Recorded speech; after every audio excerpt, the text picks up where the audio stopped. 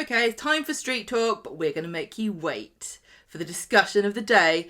We're going to do the smaller storylines first so that we can leave the big one to the end. Otherwise we'll just be out of steam by the time we get around to them. Yeah, we're going to start off with the Clayton story, which I didn't really know that we were going to be getting an actual appearance from Clayton this week. I think we said last week, I wonder if he's going to... Yeah, I mean, there were promo pictures of him, apparently, which we didn't see. But, that was quite nice. And then we'll talk about what's been going on with Billy and Mason as well before getting to the main event, which is the big Joel story. So, Clayton first. This kind of started off with last week, David ignoring the emails or deleting the emails, didn't he, that Shona was receiving to say that there was a visitation order from the prison. There was a little bit at the beginning this week of the Nick and Toya thing because David walks in on them, doesn't he? Has a little bit of a brotherly talk. Yeah, David walks in on Nick having a bit of a sexy talk with Toya on the phone, and David's like, look, you got to admit you're together. And nothing really happened with that, so I don't know whether that's going to go on next week. But back to the prison emails, David's telling Nick about the situation, and Nick kind of sympathises a little bit. Clayton was a massive thorn in the side of this relationship. What with the fact that he killed Kylie and all, David's ex-wife. Yeah, Max's mum was killed by Clayton, and it's no wonder that David wants him completely out of his life. They met each other after this happened. Yes. I'm just reminding everybody, David and Shona met each other after Clayton had killed Kylie. Yes. And so, and that's why there was a spare spot in the Platt family bed. Yeah, exactly. And then it led to a lot of conflict because she tried to hide it from him, and then eventually it all came out. Nick says, you're playing a dangerous game hiding him from Shona, but I get why you're doing it. And David has this grand idea of heading off to the prison himself to go and see Clayton, who initially doesn't want to speak to him at all. He's like, I've been trying to contact my mum, it's her I need to speak to. What was your first impressions of seeing Clayton after? I don't know how long it had been.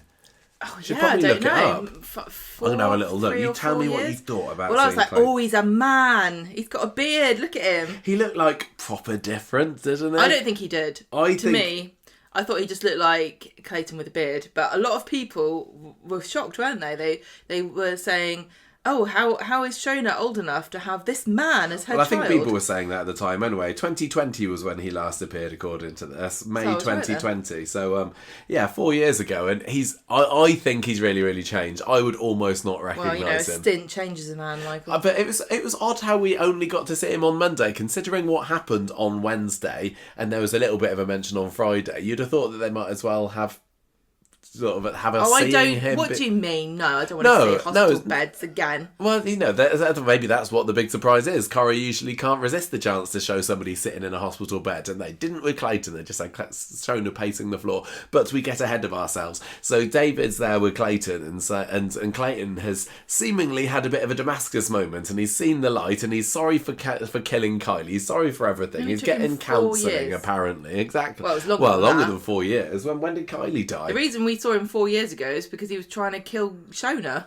Yeah, exactly. Kylie's been dead for, I don't know, it's nearly 10 or so, but maybe not that long. It's funny how long he's been in prison, really. He doesn't look like he's changed that much to me. I know everyone else thinks he has. Yeah, 8.5 years ago, Kylie died, so he's been... It's like, David, you know what? I've thought about it all this time, and I've suddenly realised what the issue with me that you have is. Oh, yeah. Sorry. Yeah. I feel bad about it. He says he hates himself, and David says good. Well, David has got zero time for any of his pity party that he's throwing here, as he's like, you should feel sorry for yourself. You killed my wife, actually. Sod off, and we don't want anything to do with you. And your mum hates you. I'm passing on the message from Shona that you disgust her. Yeah, that's it. He's making out that Shona knows about these visitation orders, isn't he? Did you feel sorry for Clayton here? I'm usually quite a forgiving person, so I think he might have pulled at my heartstrings a little bit and gone, oh, David, that's a bit harsh. But I totally get why David doesn't want him anywhere around them. Well, I've always said, I believe in forgiveness as a society, I think we should believe in forgiveness, but I've also always said I really don't think it's on the victims of the crime to provide it, and they shouldn't be held responsible for forgiving people.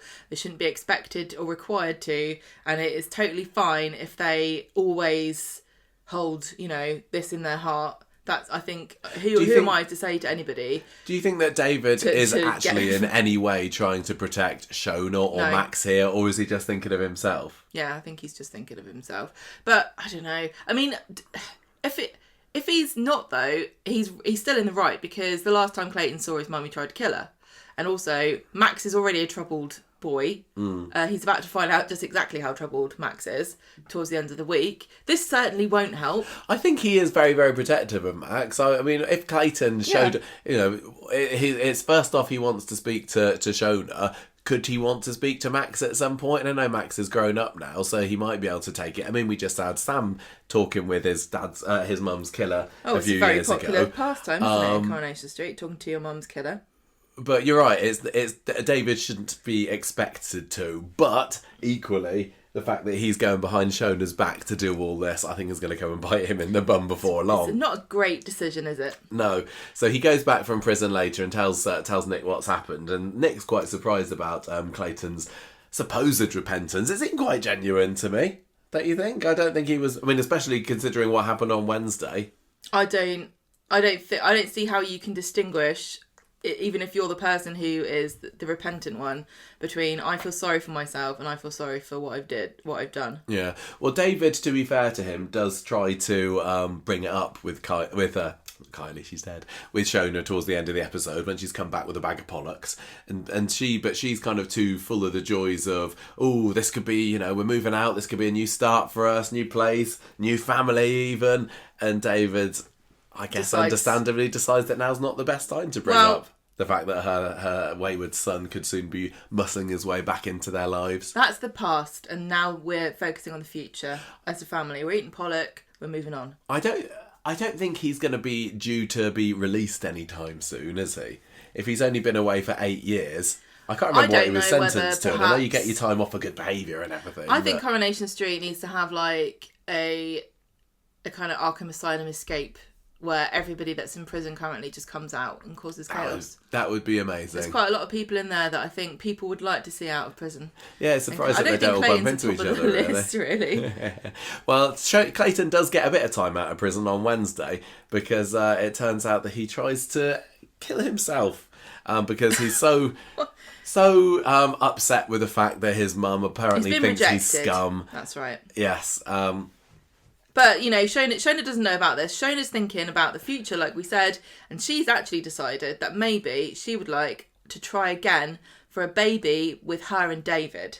Yeah, but those plans are called to a swift end when a police officer comes around and says what's happened. We don't hear the news exactly, but we see, straight away, we see Shona frantically pacing around, and then David comes in and she says, Clayton's tried to kill himself. He's been trying to contact us. What's going on? Why is the phone unplugged? And she's in too much of a panic to notice how shifty David's being about all this. And then they go to the hospital, and David is just like saying, you know what, why should I pretend to care here? This is the guy that killed my wife. I know he's your son and everything, but sorry, I'm not going to pretend to cry. I'm not crying any crocodile tears here just because you're upset. So he bogs off home. Yeah, and then that all kind of ties into the Max stuff, because Shona's like, I need to be with my son. Well, David says, I need to be with my son because he's in the police station at the moment. Do you think that that Max saying he's killed a man is going to give David any sympathy for what Shona's going through? Can I just say, I think this is a masterful setup for like the future of this storyline. If they're, setting Max up to say he did this, and then leading into Clayton and Shona versus David and Max. Well, yeah, it's no coincidence that Clayton reappears at exactly the same moment that Max himself confesses to murder. I know he didn't do it, but I'm sure Shona's going to be lording it over David with the confession at least. And I do wonder as well whether David's going to... because Max is currently pleading self-defence, isn't he? So I think that maybe David could end up being more on his side, and Shona's going to go against it and say, oh, who knows? But I don't know. I don't know. It feels like a good moment to bring Clayton back, and I'm not in any. I don't have any strong desire for him to be a proper main character again, but I don't think he can be because he's good there as a little storyline nugget that can help spark things off. But it was nice to see him again. They didn't need to show him again. They perfectly easily could have had David saying he's been to the prison and then just come back and tell Nick what he's done. So that was quite cool. On Friday, all that happened was that Shona's, he's actually really ill. He's in a really bad way. And David's like, good, hope he dies. And Shona's like, how could you be so heartless? I'm a parent. No child's ever going to want no parent's ever going to want their child to take their own life, no matter what they've done. And she's just crying, and David's completely unmoved, which, his psychopath side is coming out in this storyline because... Yeah, there's one thing, him not showing any sympathy, and another... Not caring about Clayton is one thing. Yeah. Not sympathising with, no matter what, when you're sad, I am sad too. Even if it's something stupid, I'm annoyed... because you're sad about something stupid, but I'm also sad for you. I can't buy this Pikmin thing I wanted because they've run out of stock. I'll be like, oh, that sucks, but I wish you weren't so upset about this. Why are we crying? Yeah, I think that David should probably rein it in just a little bit. The crowing and but the Coronation Street, if they weren't going to call it Florizel Street, they could have called it a series of really bad decisions made one after the other. It's a bit long, but it describes quite accurately what happens in the show. I think that he's maybe taking her a little bit for granted. And he's got his Pollock now. He doesn't need her. Yeah, well, how long is that going to last? There's a big bag of that, though. Well, I don't know. It depends on whether it's really bad. If it's really bad, it could last a long time.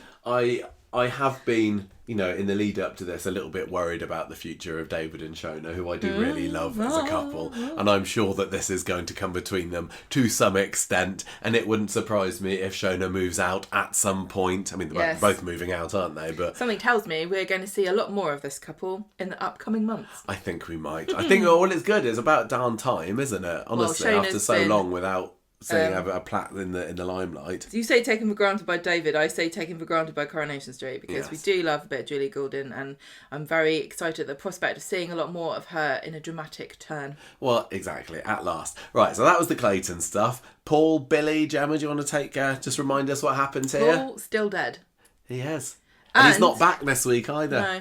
Billy knows a secret that we find out he knew a long time since on Friday, but there's been no hint of it whatsoever because he's got other fish to fry. Yes, what kind of fish? To fry. So on Monday, he and Bernie are having a nice breakfast, and he's thanking her for, taking care of him in his time of mental health needs. And Todd comes in to see whether Billy's all right, and Bernie has got he wants to get rid of Todd, and I think there's a bit of... Yeah, Gemma and Bernie, because Gemma comes in too, they both really don't like Todd, because I think they're concerned that he's going to take Paul's place far too quickly. Yeah, well, after the revelation of the post-funeral kiss the other day, it's not a surprise, really. So Billy goes to talk to Gemma and asks her to explain why she's so mad. And she tells him, I'm fed up with you hanging around Todd.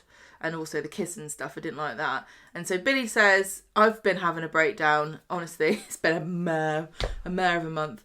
And coming on to Todd, that seemed to be part of my issues. And it was a pathetic attempt to block out all of my grief and to feel something, even if it was just shame. And Gemma says, well, sorry, I was mad at you. And they hug. And then Bernie and it just ends with... This ends with happily ever after, perhaps the end of this story of Billy's grieving. I think it feels like it. I mean, there probably wasn't much room for it on Wednesday or Friday's episode, was there? I just don't need any more of it. I would hope that that's the end of it. Though, I really liked them exploring a sister's grief. I wouldn't mind having more of that, I guess, because I found that quite interesting, because that seemed to come out of nowhere. Even though Gemma was quite an important part of Paul's life, and they did talk about the twin stuff, and they did have a lot of it. We focused mainly on Billy, didn't we? Mm. But seeing Gemma grieving and, the loss of a twin, loss of a brother, particularly at such a young age, as she's often so full of life as well, and to see the wind so taken out of her sails. I think it was good. It's probably good for people who are grieving to sort of see that, it's Because sometimes on Corrie, a lot of the times people it's water off a duck's back, or they just go on holiday and we're spared the misery of watching them be sad. But they haven't done that with Gemma, and I think it is healthy to show that it you know, you can't just but I think just get over it in a couple of episodes like they normally do. Yeah. And then finally, the only other story that wasn't related to Joel and Dee Dee was the Mason story. And we're looking to... We've already seen the beginnings of a bit of a Clayton redemption. But as for Mason, it certainly seems still like we're supposed to be sympathising a lot with him now as well. So last week, Tim formed this little bond with Mason after finding him staying out in their shed. And Sally eventually found out as well. Summer House. Yeah, they did make that remark, didn't they, this week? Sally is not in the best of moods with Tim at the beginning of Mondays because he let him stay on the sofa overnight and lost her mum's ring in the bargain as well. So she's proper fuming with him. So Tim sees Mason and Matty in the precinct later, strides up to him saying, what's going on with this ring then? Where's my car? And Matty says, well, you know, Mason with me all day yesterday. I didn't steal no car. He's like not in the slightest bit intimidated by Tim. I'm not too surprised by that. Although Mason is looking a little bit nervous about the whole situation. Mason goes round number 4, is dragged inside by Sally, who demands to know what's happened with this ring. And he's like, it wasn't me, it was my brothers. They took the car, they got the ring inside. But if they find out that I've grassed them up, they're going to kill me. No. Craig's... I know. Tragic. Craig's around taking notes from Tim and Sally and Mason later.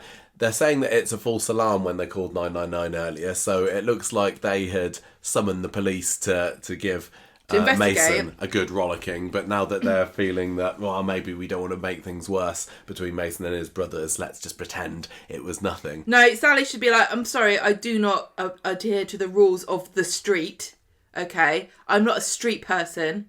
I am the ex-mayor of Weatherfield. I don't care about grassing up. I want to maintain my good relationship with the local police. Well, quite. But hey. It was obviously Tim's idea. Mason has another bus slip again at the end of the night. Matty gave it to him apparently when he tried to get the ring back. Bus slip. A bus slip. No. Bust lip. It's basically all we get is Mason being a bit sad and getting beaten up, and they get their car back on Wednesday. Sally finds out on Wednesday that they've got the car back. It's at the compound. No word from the ring yet. But no word from the ring. You have to repeat everything I say. No word from the ring. Shut up. Right. Tim sees Mason on the street, checks his okay. Yep, he's okay. Sorry for us screwing everything up. But he's got the ring. And he brings her back to Sally, and everything's fine. But Mason's still very perturbed by the fact that his brothers might find out about the fact that he helped retrieve their stolen car and ring. I don't care. Okay, I don't care. I care a little bit. I have grown to like Mason. I mean, I don't know what to think about Mason. It's just bizarre that we're supposed to be sympathising in any way with a character who was so vile and clearly a villain. It really feels like the same thing that they did. They've done it with Lauren. They did it with Kelly. They're doing it with Mason. And they did it with Max. Like, oh, you know, okay, so what? This character, and it's not like the usual sort of like scallywag hijinks. Well, no, usually it's just a bit of kind of a like Shona. Like, they're a bit of a naughty boy. Yeah, like Shona stole David's wallet. We had Gary and the Windasses trying to fraud out a kitchen. You got, there's been loads of like naughty, even back to the day, like Jed Stone and Dennis Tanner. You know, they were just up to mischief. They weren't trying to hurt people. And people got hurt because of their actions, and they learned to, Gary stoved in someone's face with a rock, but then he learned the power of friendship or something, and everything's fine now. But with these guys, I'm still not forgiven Lauren and Max for being white supremacists. I'm still a bit mad at Mason. He nearly drove poor Liam to suicide just because they had threatened him with a zombie knife. Just because they had a little face off at the bus stop, and Liam says, "I'm over it now." And Mason's like, yeah, sorry about all that. I'm sorry. I said before about forgiving people, and I think it's not on the victims. I really feel in this case, like the victims have been forced to almost apologise for being offended. Like, poor Alia and Yasmin are living on the street where these two white supremacists have now murdered a man between them, and they're like, you know, oh, I can't believe Yasmin's still hung up on the whole bomb thing and the knife thing. You know what I mean? What are we doing here? Do we really care about... I mean, the thing is about it is that Paddy Beaver, who plays Max, and Kate Fitton, who plays Lauren, are both really nice. They seem really nice. They're really charismatic. They're very attractive. They've got a warmth to them. And so, as characters, I cannot help but sort of want to like them. Because the actors, they're just, you know, they've got great screen presence. But when you really look at what they've been up to, I think they're a pair of bastards. Yeah, I think Mason is the worst of the worst, to be honest. I'm sorry, Michael. No. What? Mason is terrible, but Max and Lauren, I know Lauren really, you know, Lauren was just kind of like doing the washing up for everybody to enable them to set bombs off and try to kill people. But Max made Max made a video. But we saw him being groomed and being transformed into this, and I've got a lot of sympathy for him for that. But we didn't see that for Mason. But I suppose what they are trying to do now is retrospectively say it's his brothers, and maybe he's got a good heart after all. But it's his brothers that forced him down this knife route. This is the problem I had with Max and Lauren, where it's like, oh, it wasn't them, it was the evil guy on top. Okay, so eventually we're going to we're going to work our way to the top, right? The top of the top, the most hatred-filled person in the whole world, and they're the only reason everyone else is evil. I know. And if you kill them, their evil influence over everyone else will be suspended. That kid that stabbed somebody because Max made a video, he didn't get off with it, did he? Because he was like, oh, Max made a video, it made me sad. Nobody feels sorry for him, but we're supposed to feel sorry for Max and Lauren because they got brainwashed. How about take a bit of personal responsibility? I completely understand. I do understand coercion and grooming and brainwashing are a thing, but at a certain point, you can't just use that as a literal get out of jail free card to get away with doing stuff and not really atoning for it. Because although Max had his little scene where he was sorry and he said sorry to Alia, I just don't think Lauren ever has. For all we know, Lauren's still like, I'm just going to go check out Stormfront. Just biding my time. I don't know. But do you want Lauren's probably only sad that she killed Joel because he's white. Gosh. Right, shall we move on to the main event then, Gemma? The briefs down story, the big reveal that we've been waiting for weeks about what exactly happened that night that Joel was killed. Week, we knew that Friday's episode was going to reveal Joel's murder. There was no way of getting around this. You know, if you're online, you couldn't move for spoilers that Friday was going to be the big day, especially as they'd announced the ITVX special Killer on the Cobbles live with Sharon Marshall, Soap Queen. We knew that something big was happening. They'd also, I can't remember whether this had happened. I think it had between.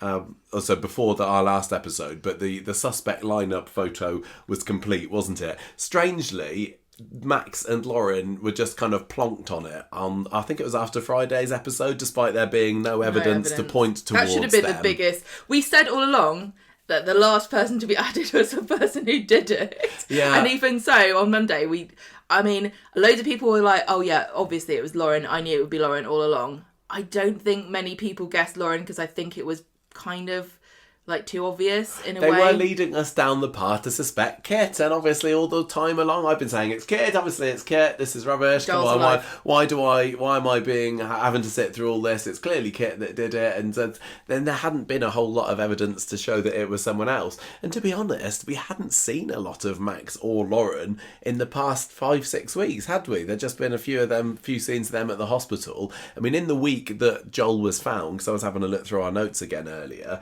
I don't think we even saw them that week.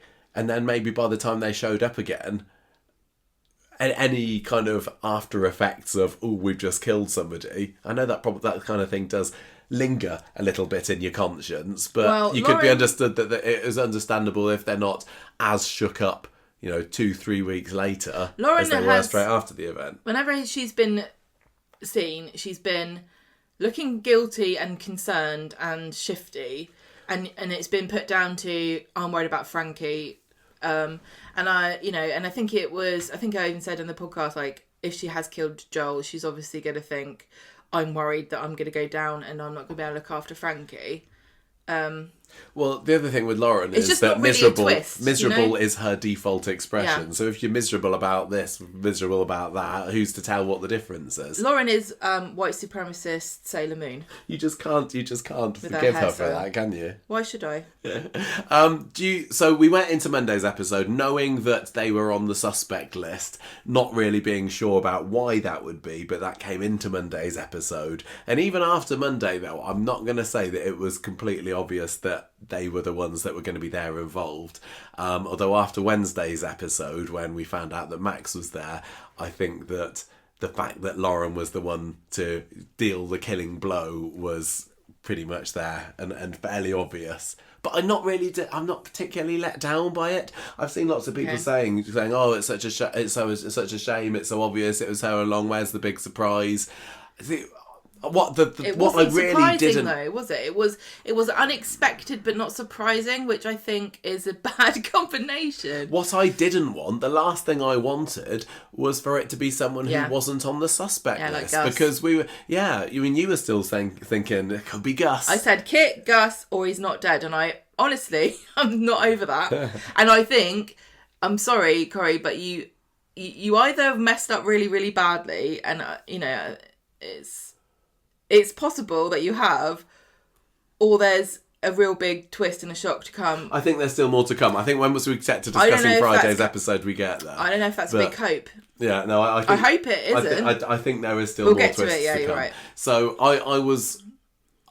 Who did I want it to? I don't know whether there was anybody that I thought, I really want it to be this person, or this person's going to make it that much more exciting. One of the things we said was the major suspects in this, and I think we did include Lauren in this, and we did talk about Kit, and we talked about Dee Dee, and I can't remember who else. Oh, Mason maybe, yeah. And we were like, these people, although Dee Dee is a gem, and I want her to stay in the show forever, and I really think she's got staying power. The other one seems so disposable and new that it almost feels as though the issue is you don't want it to be a character that was specifically brought in to be the killer of this in this storyline, because that is just a disposable character. There's no consequences. There's no stakes. It feels like I want Corrie to invest in a story to the extent that they're willing to get rid of somebody. Yeah, sacrifice someone who is really big to the show, something really which important. They haven't done it, and I think that's been Corrie's biggest problem for years now. And it probably did start with Ian McLeod, but I'm not sure that they're not willing to sacrifice a real big character, and so therefore everything feels low stakes. And why should I care? Like, why should I care who killed Joel, who's a character who's only been in it for a year, when it was a character, Lauren, who's only been in it for a year? You know what? Yeah, Lauren. I think Lauren first appeared a couple of years ago, but she had a big gap, didn't she? So she's probably only had 18 months in total on screen. I've said and that includes many times earlier this year. I think both those characters are good. I really like the actors. I think they're both very talented. They brought their A game to this storyline. But if you're comparing the impact on the viewers to it was Lauren who killed Joel versus, I don't know, it was Roy who killed Carla, those are two completely different universes of impact and consequence that you just cannot replicate, no matter how dramatic the story is and how well performed it is and what twists there were. It's just not going to be as impactful. No. And that's all, you can't say any more than that. And the suspect list that they'd put in place for themselves would have made it almost impossible for it to have been someone that would have had a huge consequence, because the only two names really there, which were long-standing, were Carla and Max. Oh, and Swain's the other one that I forgot to add into that list, and I know Swain's got a massive fan base, and I'm not denying the impact of that fan base, but I think you can definitely add it to the list of people that haven't been in it for that long. The other thing about the suspect list that we had at the beginning of the week is that quite a lot of the names on there, we thought, well, obviously it's not them. Why would it be them? Because Mason seemed to be put on the list for no particular reason at the beginning, and I think he was pretty quickly or quickly discounted. Betsy was never on there either, which is weird, because the only reason he's on that list is because Betsy came crying to him. Yeah, I don't think we really thought it was either of the Bailey boys, although Ronnie still was acting a little bit... He's got something that we'll come to later. So going into it this week, I was thinking, well, it's still looking like probably Kit. But apart from that, then maybe it is going to be Lauren, because I don't think, with what we know about what the characters have done, that it could be any of the others. Yeah, I mean, we knew it wasn't Dee Dee, because there are a few massive things that are really bothering me about the kind of conclusion of this storyline.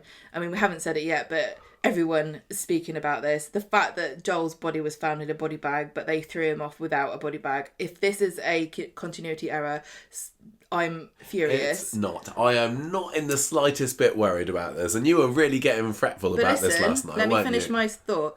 And the other thing is that Dee Dee thinking she killed him when he was clearly still alive after she left him is very, very irritating to me, because she's not that stupid. But I don't think that she thinks that she killed her. I know she was saying I killed Joel, but I think that was just a case for dramatic effect. And then she sort of mumbled on about, but I put him in a position that I think it's more he could be in danger. Oh, come on. No.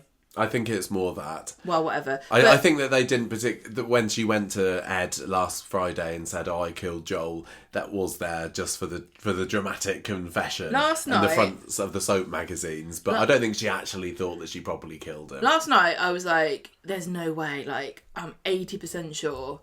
There's a twist to come here. Because Lauren and Max did not wrap Joel's body up. He was found wrapped up, but they showed us a video of this. We watched it happen. And I think there's a twist, and I think I still think Joel's alive, and I think that Kit helped him. He put Nathan's folder in his bag. He's like said to him, I'll keep quiet about this. I'll help you escape. You keep quiet about Nathan. And, you know, maybe Gus was in on it too, because Gus has ID'd the body along with Kit, and, you know, and that's what's happening. And I'm 80% sure that's the final twist. And then the episode carried on for another 15 minutes. I'm like, I don't know. And then I've gone to bed and I slept really badly. And I woke up today and I'm like, I think they effed this up. I really, really don't. It's far too obvious. I hope there was no way that they would have put him wrapped up on. in that body bag if they'd known what was going to happen. I don't know. Not a chance. Okay, my problem with this. My problem. The reason I think this is because of the handover between two producers. There's a lot of turmoil. No, I don't think so. If this is a co-production between Verity and Kate, they're gonna have some handover notes, aren't they? They have messed things up, but not to this extent before. This has all been filmed a bit out of order anyway. I think a lot of the flashback scenes were filmed first, so I don't know for sure, but I think maybe even the stuff that was up on the bridge and on the volume wall this week was filmed before a lot of the other stuff. The problem is... So I don't think they'd have done that and then said, let's just have him wrapped up. Is it just a case of they didn't want to show what state his body was in, so they'll say, well, maybe he just floated past some plastic and get wrapped up in it? No way, because it's around his head. Exactly. He has been wrapped up in something there. I wondered whether There's more to come. There is more to come. I wonder whether it was something to do with censorship and, like, you can't show your body. But then I thought, no way. They could still have shown... They could have shown a body. They could have a back of a head. Or a lovely green hand like they did when Leo was discovered in that pile of mud. That. They could have done that in a way that wouldn't have been an issue. 100% purposefully put in that plastic wrapping. There is more to go. I can't figure out what it's going to be. But, okay, right. So if that's truly the case, so the only way that would make sense if Kit is still in on it, because Kit is the person who is investigating it, and he knows full well this body was found wrapped up in plastic. He didn't say to them, when did you wrap him up in plastic? If the only way it would make sense is if he's the one who wrapped him in plastic and he knows and he's keeping it quiet. But the problem with that again is that other people know he was wrapped in plastic, and there is oversight at some level. There's going to be a court case. The prosecutor is going to say, what the heck happened here? Max's defence lawyer is going to say, hang on, when did they wrap him in plastic? That wasn't part of my client's confession. It's going to come up. If this is like a big misdirection trick and it really was Kit, and it's just too glaring a thing that everyone's ignoring. I mean, Lisa Swain was up his arse the whole time. She's forgotten he was wrapped in plastic. You must be kidding me. But I wonder whether Max knows about the plastic. There's no particular reason for him to know that, which is why his story still makes sense. Well, I think that what we've seen from Max is absolutely what happened. If this is that Kit knows and he's keeping it secret, he's playing a very dangerous game because he's going to get found out. Unless he's there just should waiting. Be other people in the station. You would have thought that, somewhere pinned up on the wall on that new police station set should be a picture of Joel's body wrapped up in plastic. So why isn't his mate? Maybe this is the benefit of having a partner who never says anything. Yeah. Maybe the person he's sitting next to absolutely knows. He's like, I can't say it. There's a really glaring mistake here. No, so I think, my faith I've been saying knocked. It's Kit all along, and we're rushing right to the end here, but I suppose we couldn't help it. But it feels like there's still a possibility that Joel goes into the water. He's not completely dead. This, in a way, gets Lauren and Max off being involved in actually murdering someone. So maybe he climbs out of the water. Kit's there for whatever reason, bonks him on the head again, and he finishes him off. Yeah, there's a few. That's my opinion about what. I definitely was sure that this was involved in some way, and Kit did it, and he's just taking their confession. Kit has been mega dodgy, and it can't just be because he just has a dodgy demeanour to him. Okay, but the reason my faith has been shaken in this is that because of this killer on the cobbles, right? This because international viewers, I don't know if you got a chance to watch this, but it was basically Sharon Marshall, like you said, Soap Queen. I think she's written for EastEnders. She always appears on TV, on ITV and stuff to talk about all the soaps. She presented this 45-minute long program where she interviewed Joel. She talked to Lauren, and Dee Dee and everyone, the actors obviously, and showed clips and talked about it. And they said things like Lauren was always the one that was going to kill Joel. Joel's definitely left, and she even read out a tweet from somebody saying Joel was alive and went, "You're an idiot," basically. There was the interview with Verity McLeod as well, wasn't there? She was the one that said this storyline's been 18 months in the making. If this is really an 18-month long story, and you kind of fumbled one of the major points, then that's kind of really, really, really disappointing.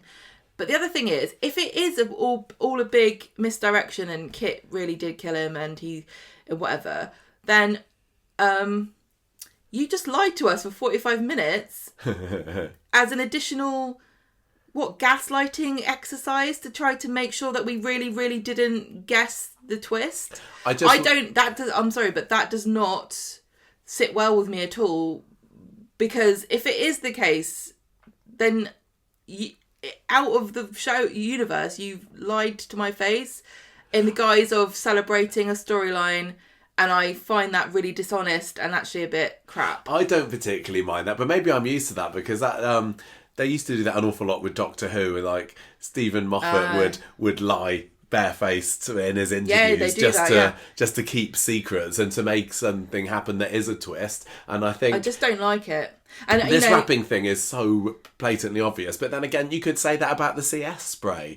The CS spray came up as evidence on Monday, and I'd completely forgotten about that. But we saw on the episode before Joel died, Lauren taking the CS spray. If we'd have remembered that, we'd have been banging on about that non-stop for the past 5 weeks, saying, well, clearly Lauren's done something really dodgy because she stopped the CS spray. Nobody's mentioned it. And if we could have remembered that, we could have forgotten about the plastic.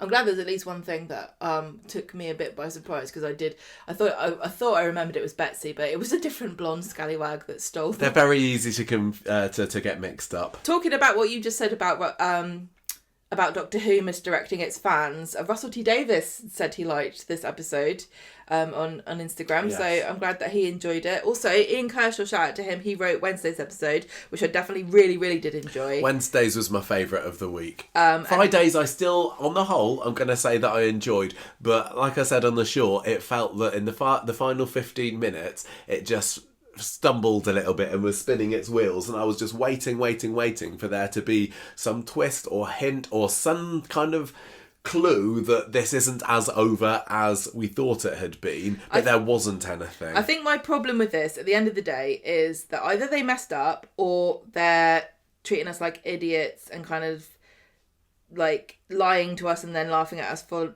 for believing the lie, because it's one thing to misdirect in the fictional world and have ways of telling a story that focusing on the wrong thing, or like, I think that's all fair game. That's fun. It's all part of the joy of an investigation of a murder mystery. But when you're gonna barefaced lie to me and tell me that this happened and this is why it happened and this is how it happened, and take me out of the show and tell me, and then turn around later and kind of like go, oh no, that was all a big load of rubbish, I'm gonna, like I said, find that hard to swallow. It could all be part of the plan, because I mean, maybe Kate Brooks is the sort of producer that likes to have big twists and surprises, and maybe she'd like there to be something where in a month, 2 months' time, she says, aha, you'd forgotten about the plastic, hadn't you? No. And then in this time it just turns out we say, well, no, actually, we hadn't. But can you see how that then Killer on the Cobbles, piece of like documentary, then becomes part of the fiction of the show? Yeah, in a way that I don't. I think it's because I feel personally affronted, like. At the end of the day, they didn't lie about what happened on the night. I just don't think they've told us the full story. No, they did lie, because they said Lauren's the killer and she was the killer all along, and we thought when we hired her that she's the killer. No, yeah, it's for semantics, isn't it? It's, some people are not going to mind this. Did she kill him? Did she severely injure him? I mean, she whacked him over the head with a brick twice. So even if he manages somehow to get washed up on the shore and finished off by Joel or Kit, by Kit, sorry, Lauren does bear some of the responsibility. I just think tease me, misdirect me, trick me, whatever. Don't lie to me, because that's not fun and that's not part of the game that we're playing. We're not playing the game of you tell me something in a non-fiction setting and then turn out that I shouldn't have believed you, because also you undermine yourself. Whenever they do, like, I don't know, who's the next big person who's going to leave Coronation Street? When is the guy who plays Roy, what's his name? David Nielsen. When's David Nielsen leaving? Are they going to like misdirect us and like have a whole fictional 45 minutes about what he got up to on the street, just with a bunch of lies thrown in? I'm not going to trust anything they ever say again. No, I don't like. I'm just stuck between two things here. One, they messed up, and two, they lied. I don't like either of those. Well, look, everyone's saying, oh, it's a completely different show. I go along with a lot of what Corrie does. I'm easygoing in that way. I like it how it used to be. I like some of the things they do that are different and dark, but I don't like this. If there is more to come, which I think there is, there better be. I don't think that it's going to be too long before we start to see it. Clearly, the storyline now is going to go down the route of, is Max's trial, Lauren's guilt, and so on. Kit's still going to be acting really, really suspicious and dodgy. It wouldn't surprise me if this time next week we're been told more explicitly, no, there is more to come. We're left with some really clear unanswered questions after Friday's episode. Right. So yeah, let's come back in a week, 2 weeks, and see if we're still a little bit worried that they've gaffed up here. I do not think that they have. I 100% do not think that they've made a continuity error here. No way. It's too obvious. And I'm sorry, this is definitely a personal thing that I don't like. I don't like lies. I really hate lies. I hate people that lie to me. And it's real. It's my own personal hang-up, because it shouldn't affect me this much. And it's really not personal at all. It's just a stupid television show. And if they did do like a Doctor Who-esque misdirection, what you would call it, but I would call it lying, then it should be all in the fun of the game. But it's just not something they've never done before. We'll see. And I do take it personally. Right. Shall we run down? Michael? Shall we run down what happened? Well, let's do a day each. You do Monday, I'll do Wednesday, you do Friday. Oh, okay. It's your turn, and I did the last story. Well, so Dee Dee is still convinced that she needs to confess for this crime that she knows she didn't commit, but she's just too good of a Christian to not. And we know why on Friday, because we have a revelation. And I'm pretty sure we did mention it on the podcast last week, but about Dee Dee being pregnant, because we talked about it. Did we? I'm sure we did. Listeners, let me know. I definitely talked to you about it, though, didn't I? Maybe. You denying all knowledge of that as well? I can't remember. It was just a guess, but it was one of these things where in Coronation Street you're like, what's the worst thing that could happen? And that's usually what it is. So she's obviously very upset. She thinks she's killed Joel. She wants to go to the police station, and he heads her off and says, you're making a mistake. And also, anyway, Joel deserves to die. But she goes to the police station anyway. And she tells Kid... I think that was a bit harsh from Ed. I know that he's a villain and everything. Who's... Oh. Joel. But for Ed, who he to me isn't the sort of person that would say somebody deserves to die. I would say that Ed would more say he needs to face justice in some way. I mean, to be honest, Joel get locked behind bars. Joel is definitely being super vilified in death because he was a bit of a scumbag, but he wasn't on the same level of scumbaggery as some of the people that are still alive and involved even in this very storyline. Like, what did he do? He's a bit of an arse. He did try to kill an unborn child. That was really, really bad. But yeah. Well, he obviously was grooming Lauren and the other girl, he was a rapist. Ellie. He's done a lot of really evil stuff, but we don't really kill people for that in this country. No, in many countries. I think lots of people might say, or so would say that Joel deserved to die, but I just don't think that Ed is. Well, you've written down Joel deserves to be dead, which is definitely different. That's different from saying he deserves to die. Well, I don't know exactly. I think there's a nuance there. I don't know. So Dee Dee goes anyway, and she tells Kit that she's the one that made the anonymous call after she hit Joel with the crowbar. And then we get to see Max, Lauren and Bobby. They're with Frankie. He's coming out of hospital tomorrow, and Max tells her to go to talk to Dee Dee later on. So Dee Dee's being interviewed formally for this crime, and she's decided to represent herself, and she tells Kit that she approached Joel to make sure he was stopped so the police could catch him, because this was the day, just to remind you, when he had failed to appear in court to answer for his crimes, and he was on the run basically, and she wanted to make sure he faced justice. She says he had a suitcase with him. He was obviously going on the run. The only reason she brought a crowbar with her was to protect herself. Sadly, you're not allowed to do that in this country, so that's already an admission of guilt. When I was watching this, I was thinking, Dee Dee, you're crackers. Give back that Rising Star Award that you got for being the best solicitor, because you are really bad at representing yourself. Your answer should be no comment all the way through. But of course, that's not very interesting for storytelling, is it? No. So Kit says, why didn't you phone and then wait with him to make sure that he was taken into custody? And she says, I never meant to hit him as hard as I did, but it was honestly self-defense. And also, when I left him, he was still alive. And he must have been, because he left me that voice note afterwards. And then she's trying to defend herself, and she just kind of dissolves into tears. Well, look, what we saw on Friday was she clocked him around the face with a crowbar. He went down like a ton of bricks, and then grabs her ankle, doesn't he? So it's no surprise, really, that she doesn't want to hang around with him. Yeah, I get she's feeling guilty for hurting him, because that wasn't premeditated, I don't think. But it doesn't mean you have to hang around with someone and risk your own safety. Yeah, there's a lot of people I don't like hanging around with, and people like Joel are pretty high on the list. I just think, really, that Dee Dee should probably just phoned into the police station rather than Kit, whose number she happened to have. This is an extra layer of suspicion on Kit, despite everything, and tying a bow on the top of this and saying it's done. This is a layer of suspicion on Kit here, because why did he not report that he went there? Why did he delete the number off his phone? Well, he's still worried that... I suppose he's worried that Joel knows about Nathan. Yeah, and it wasn't obvious the next day that Joel was definitely dead, and so he could have probably reported the next day at a push.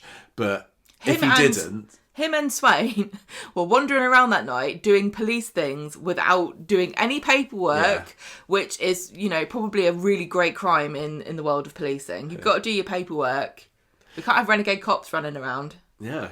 So if he thought, well, I don't want to be implicated in this at all, maybe I'll stay quiet. But I don't know. No, you can't. I mean, because he's a bent cop, it makes sense.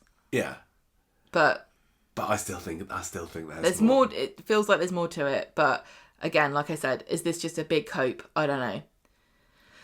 And now, the worst thing about all of this is that I've lost bragging rights if it does turn out. Because I'm so doubtful now. Like I said yesterday, 80% I was sure, and then had a few conversations with people. Do I still have bragging rights? And now, today, I'm 30% sure. Really? Because I'm really worried they've screwed it up. I am 100% sure that they've not screwed this up. So I will brag proudly when it all turns out. Whatever, you look insufferable, aren't you?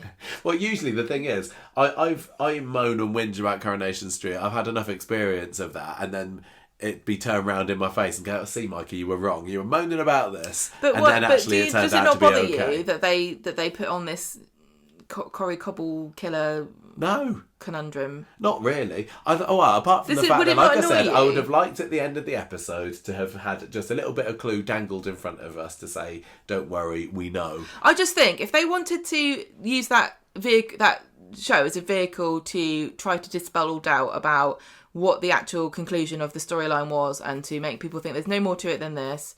Number one, why would you do that? Because it seems a bit boring.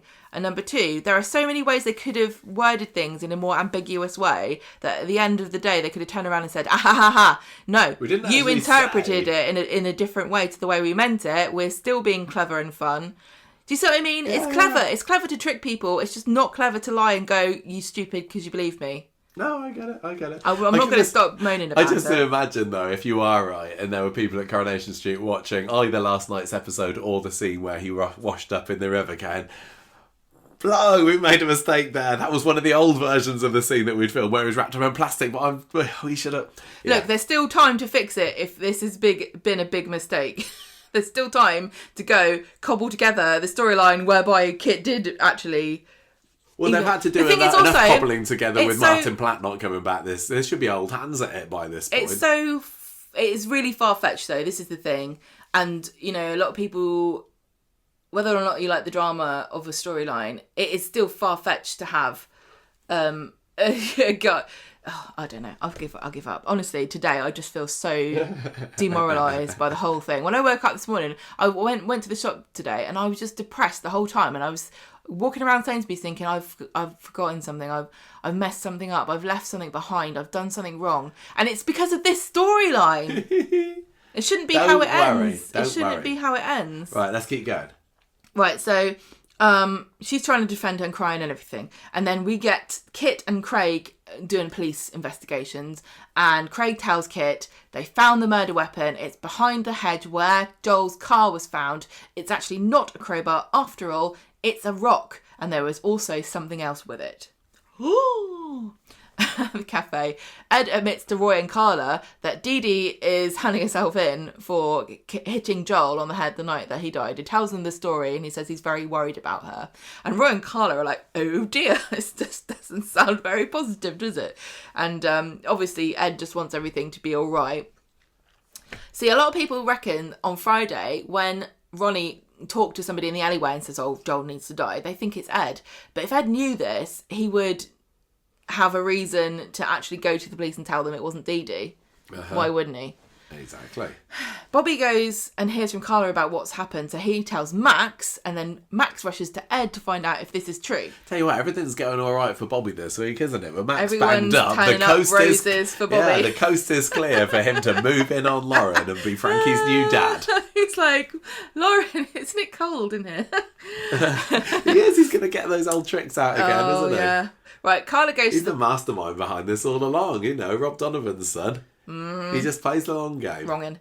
Carla goes to the pub, finds Lisa Swain. She is getting sozzled on gin. Do you not think Lisa...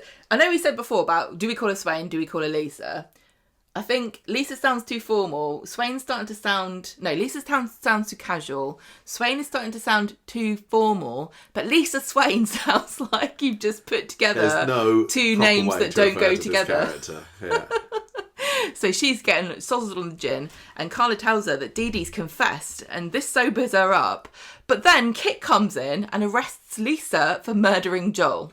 So I'd seen as a one sentence preview for Friday's episode at this point that Kit is going to be interviewing the chief suspect, and I presumed that it would be Lisa at this point. We were quite convinced that he knew exactly what had happened, and this has been our theory, hadn't it, that Kit was responsible for Joel's death, and he was going to pin it on Lisa, and it just didn't really end up going there particularly, did it? I suppose it was partly thanks to Dee Dee's confession, but... Well, no, because it wasn't. It was post Dee Dee's confession. Oh, no, it wasn't it? Yeah, that you're Kit right. goes and arrests Lisa. But all the way, now I'm kind of thinking, did he really think it was Lisa? Because he seemed to get quite a bit of joy from the fact that he was bringing her in. I know that he wants her job and... Well, you know, this is the thing. If he is still... If the theory is that there's more to it than this and Kit's still involved, he knows that Lisa didn't do it. And so this is why he doesn't really care who he arrests, because as long as the evidence points to them and doesn't point to him, he's happy to arrest anybody. Yeah. And if it's his long sworn enemy, Lisa Swain, who one time took a hobnob, the last one out of the tin, before he had a chance, which I'm sure is the reason for all of this animosity, then he'll nail her to the wall. Swain's the one that's responsible for Kit being transferred to Weatherfield, Nick, isn't she? He should be grateful. Why did she transfer him? I don't know. He used to work somewhere else. I can't remember what the whole story was. He got in trouble though, didn't he? I think he got moved because he was a bit of a liability. Was he? I really don't remember. I really don't remember. There's so much water under the bridge and much of it had corpses in it so far. So, Kit tells Dee Dee, I believe your self-defense story, you can go free. And she says, was Joel gone when you went to Noble Street after you got tipped off, when you went there? Was Joel there or not? And he says, you got off lightly, don't push your luck. I'm not answering the question. Because that's for a flashback. That's for another flashback. We got to see Sabrina next, didn't we? Right, so this is supposedly, and now I don't know what to believe of anybody, her final appearance in the show for now. Yeah, Sabrina went through a little stage over a couple of days this week of being a chief suspect, didn't she? Very briefly. From the online folk. Yeah, bless her. I'll miss Sabrina and Gav. I hope Gav comes back. I don't think he will. No, I know. He was mentioned a few months ago when he was supposedly arrested. I think the last time we saw Gav was when he vaping in the alleyway. No, I thought he was when he spied on Tommy and Tracy up his window cleaning ladder. Tim's always trying to make people window cleaners, isn't he? First you got Gav, now you got Mason. But yeah, Luana Santos, who plays Sabrina, put a post on her Instagram on Monday night saying, "Oh, that's my final episode." But everybody watched her appearance on Monday saying, "Why's she been brought in for this?" It did honestly seem like a completely waste of time appearance, completely unnecessary. She's been away from the story for so long, from the show for so long.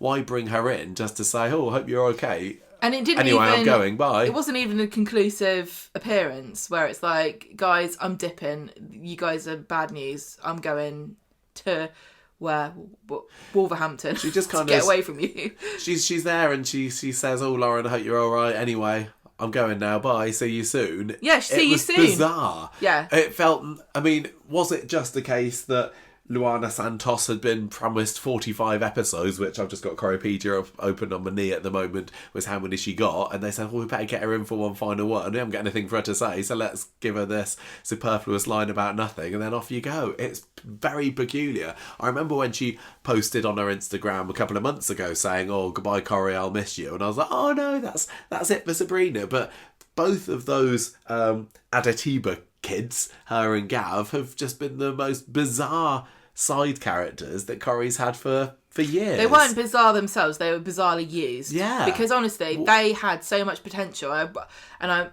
don't want to be mean, but there is a lot of characters who are recent additions that I would have rather seen. Absolutely. I thought that they both Sabrina. Had a real kind of something about them. I love both of them. Yeah. And honestly, look, representation is important. We have got the Baileys, but there aren't any other black characters. Getting rid of 2 black characters that are really fun and popular. And they were popular right from the start. Yeah, they were. So I'd be very interested to know what went on behind the scenes in terms of their contract and everything. I don't know what they want to do. I know that Sabrina's actress has gone to acting school. Yeah. And so perhaps she's decided, maybe they said to her, go off, get whatever qualifications you want to do, go and see the world, come back whenever you want. We'd love to have you back, but she's saying, no, I've got to go. We don't know what the situation is. She may well come back. It might have been their decision. I don't know. Yeah. But it's a shame. Yeah, it is a shame. But well, anyway, she appeared to say goodbye. Yeah, and so people then jumped on that and thought, well, they wouldn't have brought her in for no good reason. Maybe she killed Joel. I mean, she didn't have a huge motive particularly, did she? Wasn't she? She was sitting next to Joel trying to chat him up at one point, and that's when Betsy came along and kind of jumped into her shoes and took over the blackmail herself. So, did Sabrina get a bit miffed the fact that she was turned down by Joel in favour of Betsy, so she killed him? I think that it would feel a little bit desperate, but yeah, I think I'm glad in the end of the day it wasn't her. Because that would have felt a bit too much of a stretch. Would have been weird. I mean, like we said before, this is one of the red herrings that we had the whole time about who killed Joel, because we said it has to be someone with a car and it has to be someone with the strength to not only kill a fully grown man in his prime, but also wrap him up in plastic and throw him in the river. Well, we did say right from the beginning, I wonder if it might be two people. It can't have been Sabrina by herself, is my point. No, but we did say that it could have been two people right from the start, and in a way it was. Yeah, but not for the reasons we thought it was, because they forgot he got wrapped up in plastic. No, but Max was questioned on Friday and asked, look, did you really heave this fairly bulky guy over the edge? I don't have a problem with them saying Max did it by himself, because men are just, I mean, let's not pretend men are not stronger to magnitude than women. There's no way it was a teenage girl by herself. That's all I'm saying. Everyone knows it. Right, so we get the bye Sabrina. Bye Sabrina. Lauren wants to go and see Dee Dee, but Max is like, no, we need to. She's working. We can't bother her. Then we get the Swain-interview. Swain-interview, yes. Okay, and they tell her they found a rock with CS spray next to it. This rock's got DNA from Joel's head. Luckily, Max and Lauren remembered to wear gloves. It wasn't shown in the video, but just remember that's what happened. I read and the some CS people spray is next to it, which belongs to you. Yeah, I saw some people theorising that rock is a porous surface, doesn't take fingerprints very well. Okay. I don't know. I mean, I don't think you can take fingerprints off a rock, but you can certainly take DNA off a rock. If they found Joel's DNA on it to know it's the murder weapon, then in the fictional world of Coronation Street, despite physics in this world, there is evidence on that rock. There's not evidence of anybody else. Otherwise, they would have known from that without having to question anybody. When Max threw away the rock into the field on Friday's episode in the flashback, I did kind of think, you stupid idiot, because even Lauren says to him, or what if this gets found? And he says, oh, we're far enough away from it, and why would anyone think of looking for a rock? I would not have taken the risk. I would have taken that rock, driven it halfway at the other side of the country, and then maybe dumped it somewhere, perhaps crushing it into many pieces beforehand. But I guess he's maybe regretting that at this point. We all make silly decisions in the heat of the moment. This is the thing that people sometimes will say is a plot hole or something, but people being stupid is not a plot hole. Especially when you're in a bit of a panic mode, which he was at the young. time. It's his first kill. So not going to make that mistake next victim, I tell you. Right. So she says, this CS spray you said was there. I lost that. I don't remember when. It must have been when I was hit by that car. And there's no way I personally could have attacked and overpowered Joel. I just left the hospital and I've got broken ribs. And Joel says, well, it's not really hard to hit someone over a rock from behind. Ask me how I know. I didn't really... No, sorry, Kit does. You've written Joel, but Kit says... I didn't really buy the fact that she hadn't realised her CS spray was missing, because this was 5-6 weeks. I was assumed they just get one canister of it each. That don't make sense here. And that's one of them. I mean, it worked in that we'd completely forgotten that Lauren had taken the CS spray, but it didn't make sense in that she hadn't noticed herself. But the weird thing was, it wasn't used for anything in the end. It was just used to pin it on Lisa, that she's the one that did it.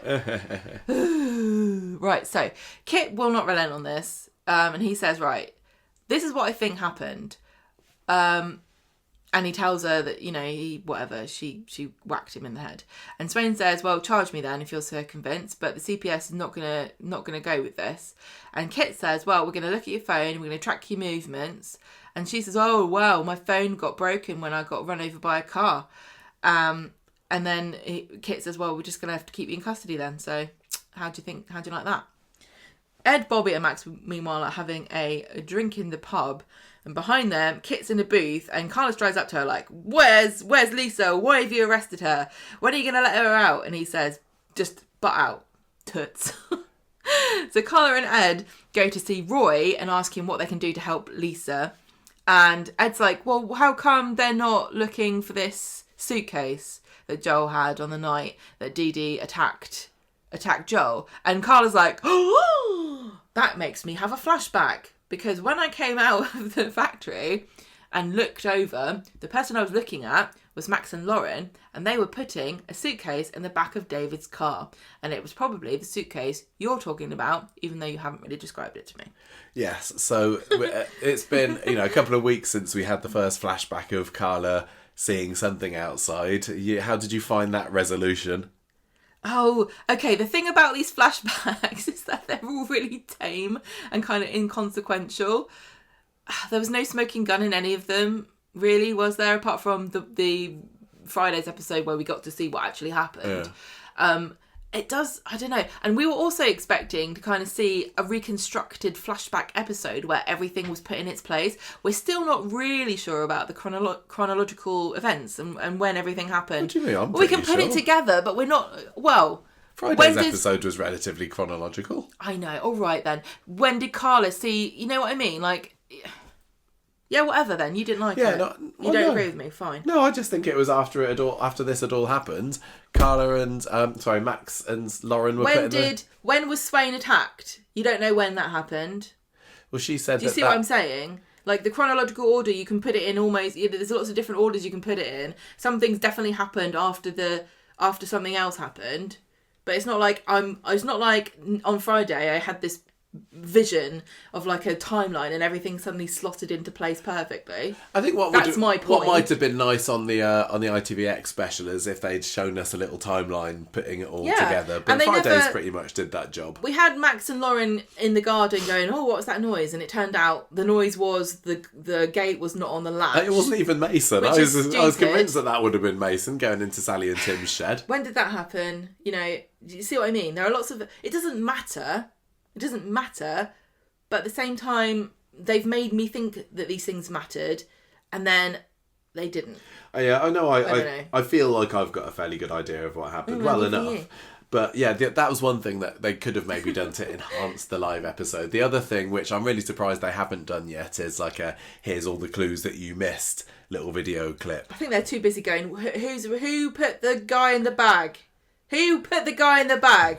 You've got us in so much trouble now. They bloody notice. These people on the internet, I'm sick of them. Can we get rid of them? Can we just make everyone go off Twitter? Maybe can we start a Twitter exodus and get everyone on Blue Sky and nobody goes on there and they're not going to talk about finding Giles' body? I'm sick and tired of this crowdfunding fan nonsense that we get. Right, on to Wednesday's episode. This is where it stepped up yet another gear in terms of how many flashbacks we were getting. So it starts off the episode with a whole gamut of them. You got Ed and Ronnie remembering when Ronnie was saying he's going to go after Joel, and then he leaves the crowbar on the floor. He doesn't actually go and do it. Kit we see drinking his whiskey after going to see Joel. He remembers the confrontation in Noble Street that he had with him. We had Swain. She's in the police interview room, I think, or the cell. I can't remember where she was. She's remembering back to chasing after the suspect being hit by the car. And then being discharged from hospital with her sore ribs. You got Dee Dee, remember him walking out of the Ginnel and crying. And then finally, we get back in the present day, Carla seeing Lauren getting into a taxi outside number 8. There was also a little bit, and do you remember this at the beginning of Wednesday's episode where you thought that David was checking out the side of his car? Because we were still wondering about the red scratches on the bloke's car in Noble Street. And there was a scene where David's next to his car. And I think he was just opening his car door. But we were wondering, has he noticed a little scratch there? But David is the sort of man who has a constantly suspicious look on his face. Yeah. But it turned out that it was Kit's car that caused the scratches after all anyway. So, oh well, there were just lots of red cars going around that night, weren't there? Carla then has another little flashbacky scene to the night where she met Max and Lauren outside number 8 and saying, oh, you go on your holidays then because she's seen this luggage. And then we go back to the present day with David telling Carla that Frankie's being discharged today. So all setting up for an episode of drama. Roy in the cafe is seeing that Carla is looking somewhat troubled. Lisa and Betsy come in. Carla says to Lisa, look, what's been going on? She says the police clearly didn't have enough to charge me. This is Lisa. She's been let out. She's acting quite chipper about it, really, but Betsy's still worried. Betsy, we've really not seen a whole lot of this week, have we? Considering, this is a big conclusion to the story that she was one of the people that set in motion. Yeah, she's been, fairly absent. And I just want to say something about Betsy. And, I criticised her. I haven't had any pushback, but I guess the people that were pushed back aren't talking to me about me criticising her reaction and sort of shrieking at Swain in the factory, saying that she's the one who killed Joel.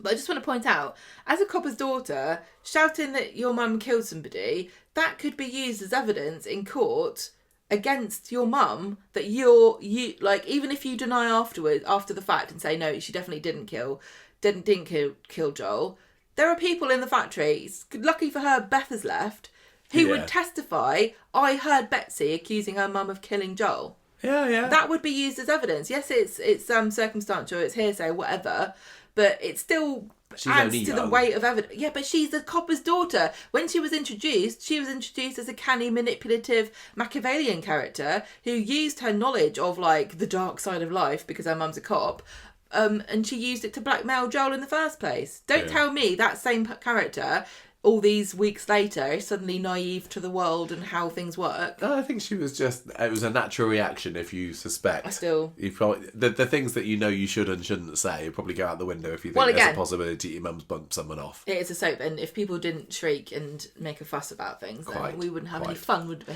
Well, Lisa's telling Carla, I think somebody's trying to set me up, because why else would my CS spray have been at the scene of the crime? Meanwhile, Max and Lauren are having lovely times at the hospital. They're talking about what a wonderful futures Frankie's going to have, but Lauren's also a little bit worried that he might be taken away from them. Max says, look, this isn't going to happen as long as we keep our noses clean. So this was kind of the beginnings of there's definitely something dodgy going on with Max and Lauren here.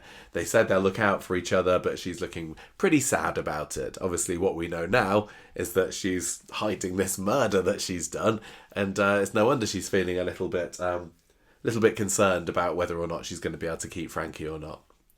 So Dee Dee is talking to Roy later and tells him about this altercation she had with Joel on the night of the murder, how she had to defend herself against him. Swain overhears this and tells Dee Dee, well, the police are suspecting me at the moment. Yeah. She says, what? Wait, she's like, well, glad you got away with it, because they're now pinning it on me. Yeah, they found my CS spray. People there's somebody's setting me up. I just can't figure out when somebody might have pinched it. Isn't that part of the problem? Yeah. Shouldn't you keep better track on it that you don't remember when it was stolen? Why did it take you 5 or 6 weeks to realise this, Lisa? Maybe you shouldn't have been focused on the festival tickets. Yeah. Carla turns up at the factory to chat with Max and Lauren later, and because she's kind of realising there was definitely something odd about them that night. I need to go and find out what it was. So she asked them about the suitcase that she saw them with. And they're like, ooh, yeah, they're having a flashback to the evening again. And Lauren you can tell that she's clearly quite disturbed by something or other, and also very defensive, because Carla's saying, are you going on your holidays? What's going on? And Betsy's saying, not Betsy, Lauren's just saying, I'm scared because Joel's on the loose. Carla says, well, you can't leave Frankie, you can't disappear off with when he's around, just go inside. I'm going to phone the police if you're worried about Joel. And Lauren is like, no, don't phone the police, this is just making her more nervous. I'll do anything you tell me, just don't anything you say, just don't phone the police. Right, so she's obviously feeling very scared here about the fact that police are going to turn up and then find out that she killed Joel. Yeah, this is post Joel's death, isn't it? Yeah. So Carla's walking out of the factory and she is seeing them return from the scene of the crime. For some reason, they've taken Joel's luggage. Why did they take it? I don't really know. They could have just put it in the boot of the car, couldn't they? Oh, no, because they knew that he was faking a suicide, so they aided him in his faking of the suicide by removing his luggage. Oh, yeah, because if he had left the luggage there, then it would have made it look like he'd been planning to move on somewhere else. He had died, which is what actually happened. So this, I just want to quickly say again about if it is in fact true that Corrie didn't mess up and this body wrapped in plastic is part of the plot.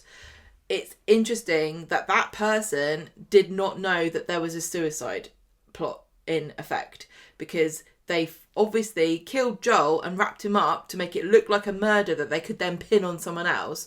But if they'd known that Joel was planning to fake his murder, and they'd also known that Lauren and Max threw him off the edge, they would have thought this is just going to look like he threw himself off to kill himself. Yeah. Because perhaps the iron bar, I don't know. It's interesting though that they picked up on some of the head wounds, but they didn't pick up. Oh no, because they knew that he'd been injured and he was dead before he went in the water. So they would have worked out that he didn't kill himself by chucking himself in the water. If he had managed to get out of the water and then get bonked again and then wrapped up in plastic, why would you wrap him up in plastic? Because you would have known if you were pulling him out of the water that something's gone on here. Yeah, I know. This is one of the things that doesn't really make sense. The other thing also is that they found no water in his lungs, and I find it very hard to believe that unconscious fell into the water. They did. You're right. He was claimed to be dead before he went in the water. So somebody found his body and wrapped it up? No, that doesn't make any sense.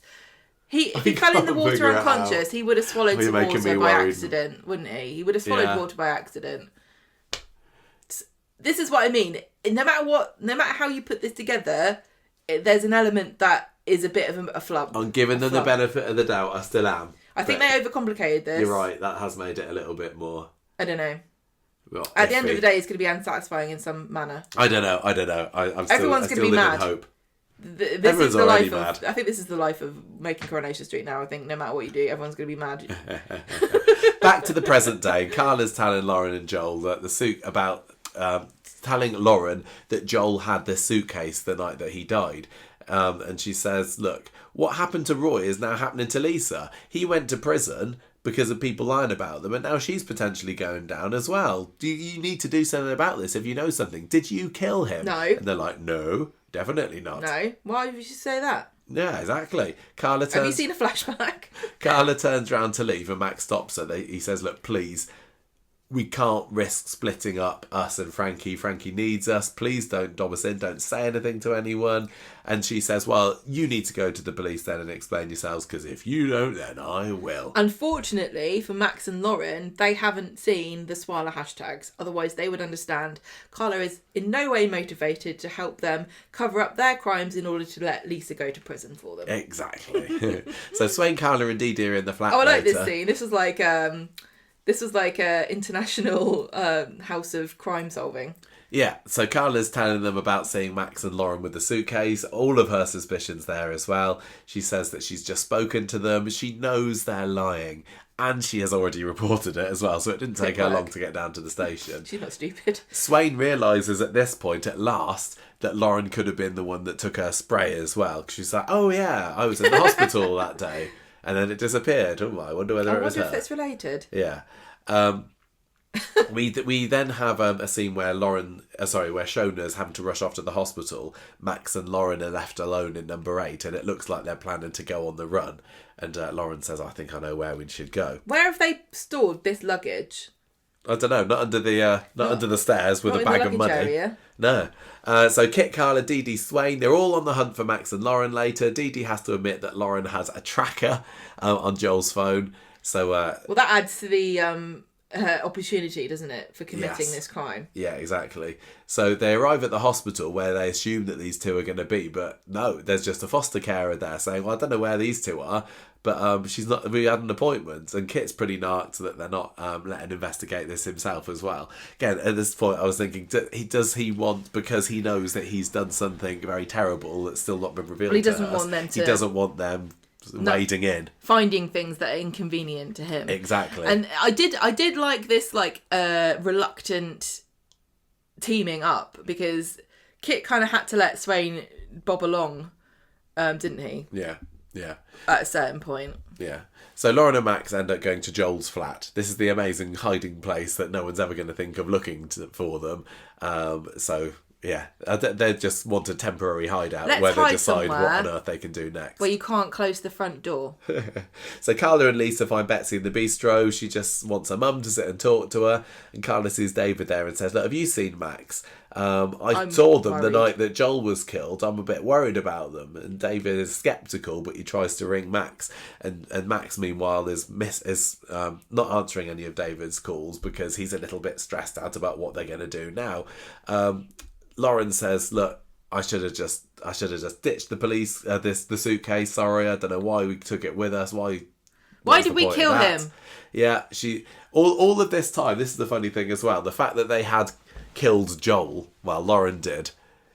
Nobody was there listening to them. There had been a lot of opportunities for them to have maybe brought up this topic and all these private conversations they're having with each other. And they're dancing around the issue, aren't they? Well, there was a lot of times where we were talking about, oh, maybe this character and this character did it together. Maybe this character and this character. And we kept saying, no, because they never talked about it and they kept the pretense up while they were alone, which wouldn't have made any sense. Yeah, and this is a perfect example of that. Lauren's just talking about wanting a normal life. She wants to get away. And Max says, look, why don't we take Frankie and go on the run? He starts coming up with all these plans, and she says, no, look, this isn't going to work. This is crazy. He says, no, this is the only way that we can go together. We can go abroad somewhere, maybe. I know someone that I went to school with who can get us on a ship. What is it? I know somebody who lives in Newcastle. How handy that you have got a little friend that can do that for you. I don't think that would work. Little house away, nobody knows who we are. She seems to be convinced by this idyllic picture that he's painting for them. But it's all a bit of a ruse, because he sends her off to the shops to get some stuff. He does this lovely little I love you, and they have a nice little kiss. But obviously in Max's head, he knows that he's just about to ditch her and then turn himself in. For the greater good. Exactly. When she comes back, flat's empty, and he's left a note which she reads and then crumbles. It's clearly saying...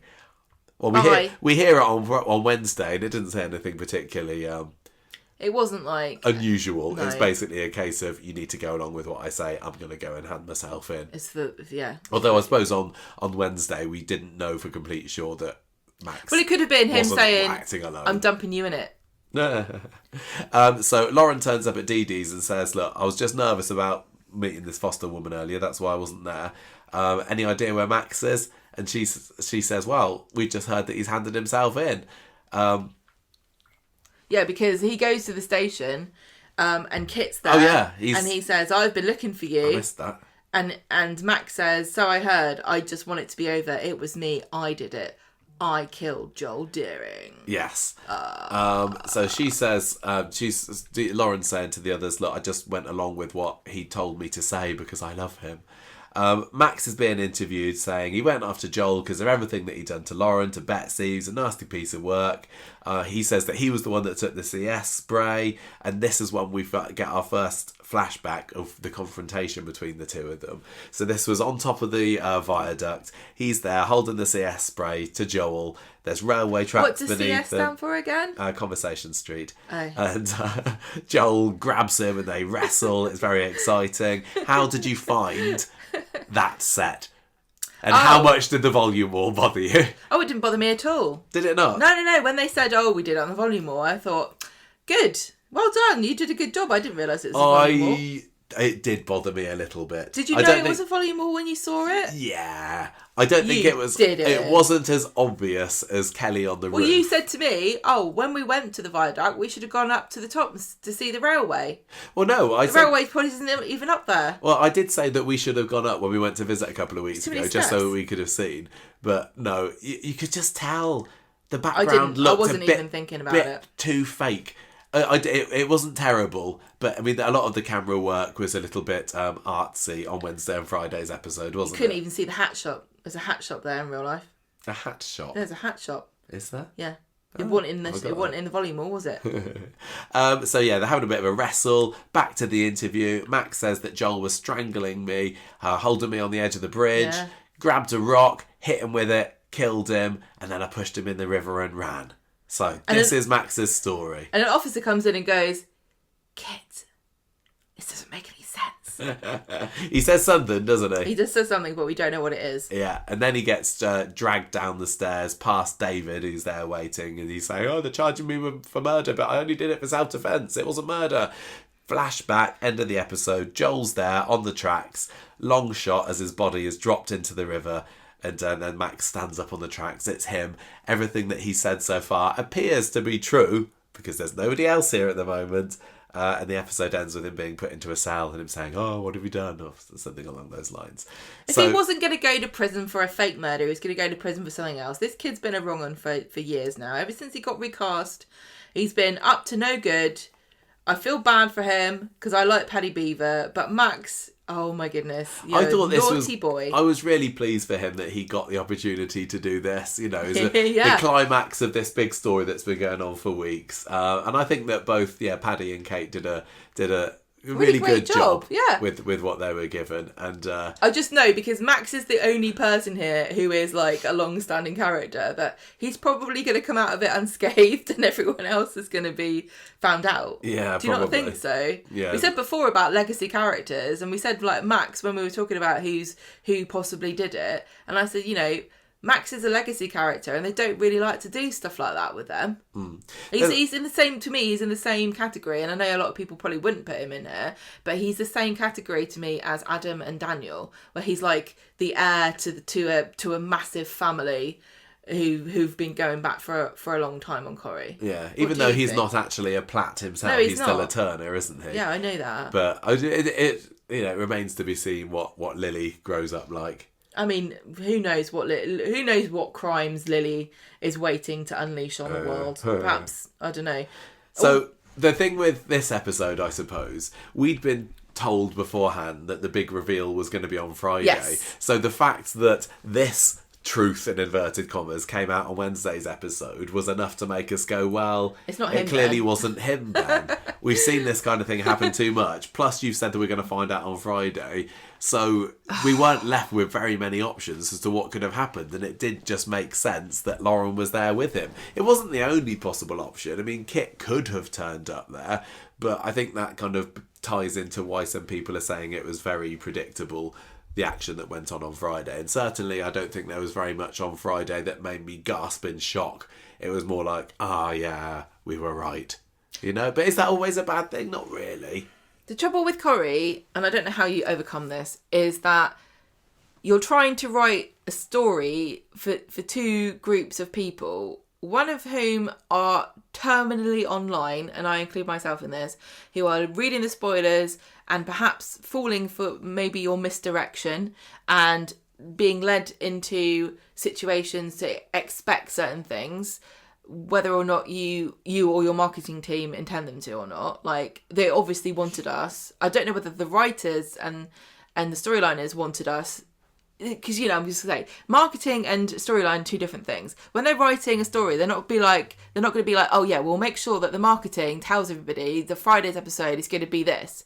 What happens is they'll watch it and go, oh, how to hype people watching this episode will tell them this, right? So sometimes those two things are at odds with each other in exactly the same way that a trailer will give away some of the massive points of a movie, and it will be completely outside of what the intention of the original writer or script writer or actors. They don't want everything to be given away in the trailer, but nobody's going to see it unless they think something exciting is going to happen.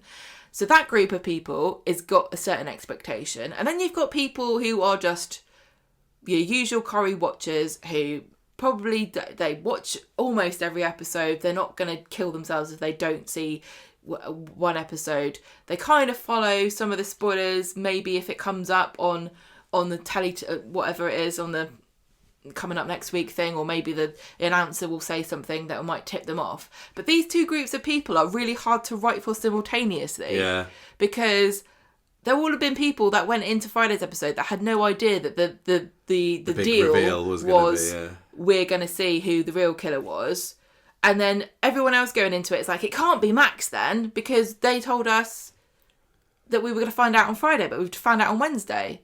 Yeah. So it's a real big, hard job to try to keep both of those groups of people entertained and on their toes about something when they're working with two different sets of information. Yeah.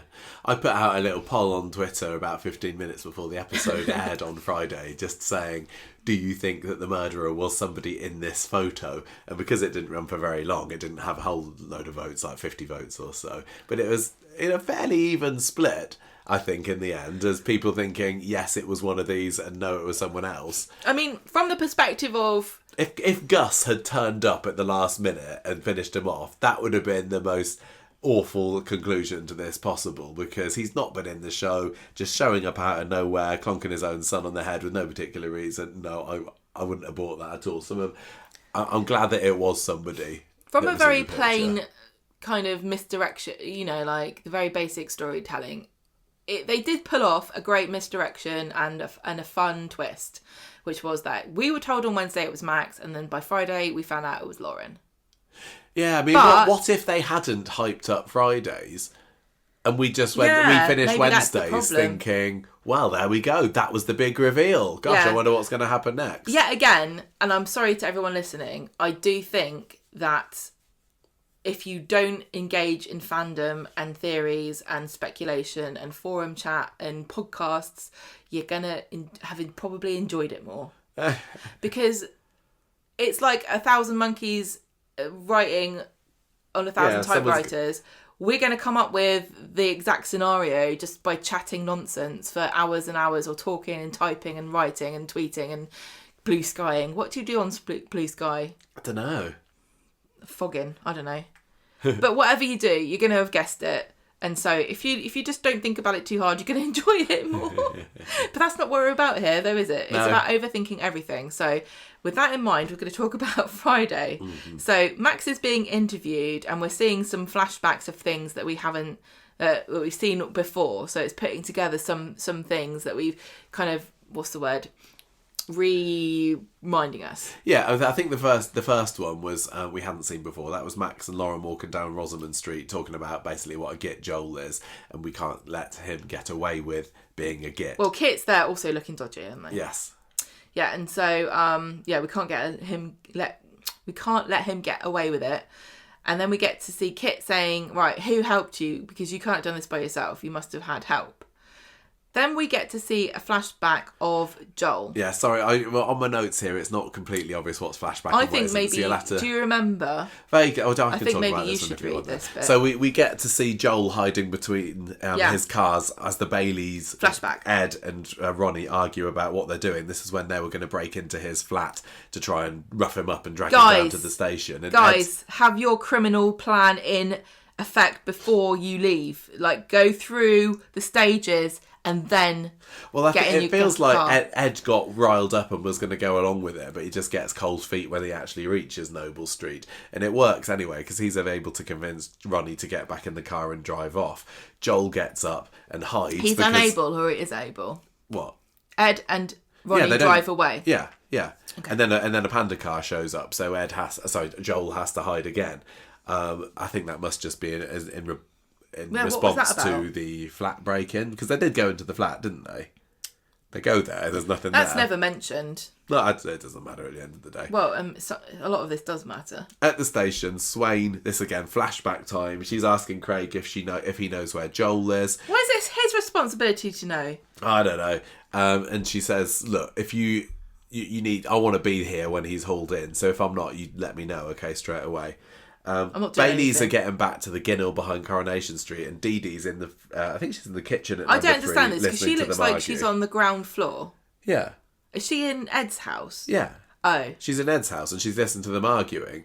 She's also got the tracker. The tracker app in it, and it's saying that Joel can't be found. It's the signal's dead. So Ronnie's getting very exasperated with Ed, saying, look, this guy, he's going to wish that he's never been born, but I'm not going to go after him now. So he throws the crowbar down and then stomps off. And Dee Dee picks it up later. Yeah, later on Dee Dee picks it up and she goes on still. Yes, exactly. Then we get to see a bit of Max and Lauren hearing the noise in the garden. That was kind of the biggest letdown for me. Yeah, I know. In that it really was nothing, it seems. But just a Mason, squeaky gate. We're saying, it was Mason in the... I've just realised how stupid we've been. Why? It wasn't Mason in the summer house at this point, because he was in Speed Dial, because that's why Betsy ran downstairs. Oh, yeah. Door. Well, he could have been going back and forth between the two, I don't know. But yeah, that turned out to be absolutely nothing. And then you get this scene of Ronnie in the alley, and this is still unexplained. This is a lingering thing, isn't it? Oh, something that we mentioned earlier, actually, that's a lingering thing. Let's do this one first. I didn't write a note about that. So Ronnie's in an alley somewhere, saying to mysterious figure, "I need Joel dealt with. You need to go after him today." That is not brought up again for the whole of the episode. Nope. Any theories, anything at all? Because it's not Ed that he's talking to. This is not Ed, because Ed would have known that they had a plan beyond the plan they already had. What seems to have happened here, is Ronnie's like, I tried to get my brother to help me do Joel, and he's too soft. I've gone to find a professional hitman. Yes. And this does in no way dive with any of the theories we've got. It's not explained or brought up again. It doesn't fold into Max and Lauren having been responsible. It doesn't fold into Dee Dee thinking that she did it. It doesn't fold into it was all Kit all along, unless he's talking to Kit. No, because what did he say? He the way he's talking to it, the way he's talking to this person, it is a kind of removed formal conversation. He's not recruiting someone with a grievance against Joel that exists already. He's explaining his motivations to somebody. Yeah. That doesn't make sense if it was Kit, because Kit would know what his deal is. Yeah. So this, you're right, feels like a heavy has been recruited. So if this is somebody who then wrapped him up in plastic, because we're coming back to that thing again, that could make sense. It could make sense, yeah, because maybe then, because they find this guy dead and they're thinking, how am I going to get credit for this? Yeah, maybe. Wrap him up and make it look like a hit. Maybe. I don't know, because there was It does seem like a stupid thing to do. There was the bit of the viaduct later when Max arrives and he's there having a look around Joel's car, and then we see a figure in the background watching him. Do we? Yeah, we do. That. But then we don't know who it is, because only. Oh, it's obviously this person then. But not necessarily. It could have been Joel, because Joel eventually springs out on Max, doesn't he? Or right. It could have been Lauren just getting out the car to go and see what Max is up to. But equally, it could have been this hitman that Ronnie's hired. Or hit lady. Exactly. Yeah. I don't know. But it could have been a hit non-binary person. We don't know. The fact that this has been put in and left lingering means there is something else that happened that night. If Ronnie's saying, you need to kill him tonight, and we find nothing more about it... Did he really say you've got to kill him? Yes. Yeah, I need him dealt with tonight. Yeah, that's not the same thing. That's not the same as killing. That just means rough him up. No, something's gone on here. No, I agree with you on that. But I think it's possible this hitman did kill him. But saying, I want him dealt with is not the same as I want him killed, just to be clear. I think that's what you say in polite conversation. No, you don't. This is what you say, so you can say later when he turns up dead, I didn't say that. I didn't say to kill him. You just interpret it wrong. Yeah. So that's very unusual. And like, Ronnie has not really been a huge part of this story at all, but it seems like maybe as the weeks go on, he's going to become more involved. It feels like Ronnie's like, I can't believe you guys didn't think I was a serious suspect. Yeah. I'm deadly serious, actually. The other thing that we didn't mention earlier was the scene of Dee Dee coming to Coronation Street and going to see Billy. Yes. And I completely missed that the first time. I think I was typing away at the computer, which is why I didn't write anything in the notes here. But she walks into Billy's house saying, I've done something terrible, and she's crying away, and nothing more has come from that. So this is clearly after she's been to see Joel and duffed him around the face with a crowbar. She's gone to confess to Billy. Yes. So he's known all along that she's been involved in it, and he has kept stum. I think this was the week of the funeral, so this is a few days before the funeral. Oh my god! And maybe it could be explained as, another reason why he went off the rails a little bit. Theory, yeah. This is what added to his hang spiraling, up about people need me. I need to be a vicar. I'm important. People need me. Like that does make a lot more sense in hindsight about why he was so sure he had to go back to work, because he's probably thinking to himself, here's Dee Dee, she's an upstanding citizen, she's murdered somebody. While I've been away, who knows what other things have gone on? People could have been committing all kinds of crimes, like adultery. I don't know. Well, clearly this is going to be used somewhere, otherwise they wouldn't have had it. But I don't really know how it can be. Yeah, there's a couple of things that are still outstanding from this episode. Because Dee Dee has already confessed to the police that she went after Joel. What more can Billy possibly know about it that she hasn't told the police? If this was her saying, I slept with Joel outside of marriage. And I know that sounds stupid, but we know that she did now, because it gets revealed on Friday's episode. But it would make sense in a way for her to go and confess to Billy that she did this as a kind of way of using him as a sort of salve for her conscience without fully admitting the real crime that she's upset about. Like, she wants someone to say, it's okay, I've spoken to God, he's cool about it, and we can move on, because she can't say that she killed somebody, or she thinks she did, or she was responsible, whatever she thinks she did. But she can say that bit. I don't believe that it could be that. Seriously, Dee Dee knows what Billy and Paul got up to before they were married. I would not go and confess this to a vicar who I know had been getting up to exactly the same thing. Okay, I understand what you're saying. I do understand what you're saying. I just think it's weird that Billy has been no looks at all or anything. It seems like such a weird thing to put in. Yeah. Why put that in? Okay, so if it is that, That's nothing. The reason I'm saying it could be the no sex before marriage thing is because if it is the confession that she thinks she killed Joel, that's the end point of that story, and there will be no more to it, and it's pointless to include it in the first place because no more development will happen. The only thing that could possibly happen is Billy going, so it wasn't you in the end then, was it? It's all right then, isn't it? Good for you. What did you Whereas think? if it is the baby, then we'll have a bit more of Billy going, whoa. Yeah. How's that going? What did you think of this reveal from Dee Dee that she dropped her drawers for him? I think I did say we spoke. I'm so certain we spoke about this before. I am kind of disappointed. It always feels like whenever anybody on Coronation Street says I'm going to wait until marriage, they never do. They just can't help it. Because it's too much drama, it's too much temptation for Coronation Street to let it go. And anytime anyone's got any sort of convictions, they always get tested. It seemed like it was such an important thing for Dee Dee at the beginning of the year, because that was maybe one of the reasons why Joel went off and found solace in the arms of a much younger woman. Maybe that means I just can't believe that she'd have actually done it. I wish there would be a flashback or something that had Joel in it that explains how he managed to convince her, because... Oysters. Yeah, well, that's bit what of sexy Sam music, tried to do, didn't box he? of chocolates. Sam tried it and he cut himself, and Joel tried it and now he's dead. Yeah. Well, listen, my issue with this is that in recent times in Coronation Street, we've had two religious women, Alia and Dee Dee. Both, Alia was one, wasn't she? Both say, I don't want to have sex before marriage, and I understand that there's a certain element of people that are going to say, that's wishful thinking, I think you're being naive, it's stupid to say you will not do that, it's very healthy to have sexual relationships before marriage.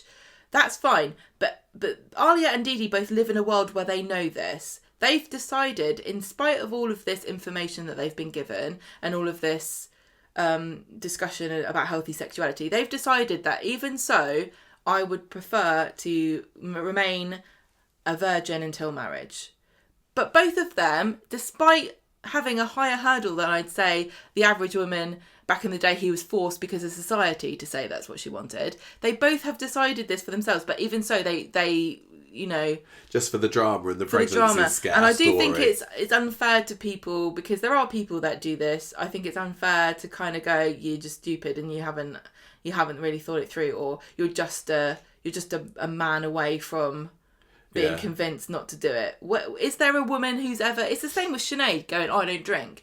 And Corrie's like, yes, you will. Forget about it. And if you come on... And even like Yasmin, who was introduced originally as a woman who was very religious, and she wouldn't... She kept... She observed Ramadan, and she wouldn't even drink water. There was even a line about it. She, a few years later, she's drinking wine and whatever. She doesn't care. I know not all soap characters. One of the things about soap characters is they're flawed human beings, but it is possible for characters to have convictions like this and actually stick to them. The only person I think who seems to have been very true to their religion, it feels like it's I've forgotten her brother's name. Alia's brother's name. I had it right. Zidane. And it feels like Zidane was punished for that by being made out to be the villain in the situation where his wife was cheating on him with Kate. Didn't Emily Bishop even have relations or have it off with a workman or something? Do you remember, like back in the or maybe she just dated him? I'm not casting a judgment over whether I literally could not care less about any of this. It's not a big deal to me. I don't watch it and care. Otherwise, I wouldn't be able to watch this show. But I just don't like it when people undermine somebody's sort of moral beliefs. Just for the drama. But I knew. But on the other hand, I knew this was going to happen because it felt like I really genuinely thought that Dee Dee was pregnant, and I can't remember what it was that made me think that. But just things like when Lauren was talking to her about... I'm sure I said this last week. Well, yeah, talking to her about picking up a top for Frankie, and she's like, I'm not interested. Yeah, it would explain to some of Dee Dee's behaviours. Doesn't mean that I care. Yeah. I mean, do you... We're skipping ahead all over the place now, but hey, this whole episode was back and forth in time, so I think it's in keeping with it. We later see that Dee Dee is concealing a pregnancy kit in her flat in a bag, but we don't see her take it. Surely she's going to be taking that soon, so it wouldn't surprise me if next week we know one way or the other. Do you think she's going to be pregnant? Yeah. Oh, I don't need it. Look, if I was worried about carrying a dead rapist's baby and I had a pregnancy test in the house, I'm sorry, I would take it immediately, because then I can know how close I am to a nice big glass of wine to get over the shock. No, I don't think that a story benefits in any way from Dee Dee being pregnant. Here's my theory. A new brother or sister for Frankie. This was my theory. Like when I was last night, when I was 80% sure that this was all a big ruse and they were confuddling us, and really, actually, it wasn't Lauren and Max who killed Joel, and also that I still think there's an outside chance that Joel is still alive, and I'm thinking to myself, I reckon that he will appear when she gives birth. That's my prediction. Dee Dee's going to carry her baby to term, and when she's giving birth, Joel will appear, and we'll go, oh my gosh, it's a vision of Joel, and he'll be like, no, guess what? I'm really here. Well, like you have said, that the body that was washed up on the body bag, we didn't see that was definitely Joel inside. And if they managed to get... People have been doing these very far-fetched theories really about... stupid. Did Gus identify the body as being his son's, even if it's... I don't believe it. I know it's stupid. Listen, I know it's stupid, because not only would it not make any sense, because this would be the second murder mystery storyline in a row with the same group of characters where the person who's supposed to be dead isn't dead. Yeah. The first one was Lauren. The second one is, it doesn't really make any sense that they would get so far in modern times to having a guy gets identified as being a dead body and it's not even this person it's supposed to be. Yeah. The third problem with this theory is that you'd have to find a conveniently dead person to wrap up who kind of looks plausibly enough like Joel to be able to pass the initial test. Yeah, I know. And those three things don't make any sense, but guess what? We are asked to stretch we are asked to go with things quite a bit, and the thing but maybe also that is a step too far. Is if this really did happen and I hadn't guessed this, and this is really what the story is, I would be so mad and say this doesn't make any sense. But if it does turn out to be true, I'll be like, yeah, well, I think the thing with Coronation Street, there's only a limited number of characters who we're asked to believe go along with things, but actually in real life, there's a whole lot of other people who we never see on Coronation Street who would have to be involved with this and would maybe smell a rat at some point if this was all one big trick. Yeah. So I don't know. I don't know. It's starting to stretch. A little bit. So we then get to see the scene, all the stuff in Noble Street between Joel and Dee Dee, her going up to him, telling him get out of the car. There's also that's interspersed with the Swain getting hit by a car, which was a pretty good hit. Though she'd said before that she was just clipped, but she went gambolling off the top of that like Lisa Duckworth. Yeah. Was Lisa Duckworth hit? We don't.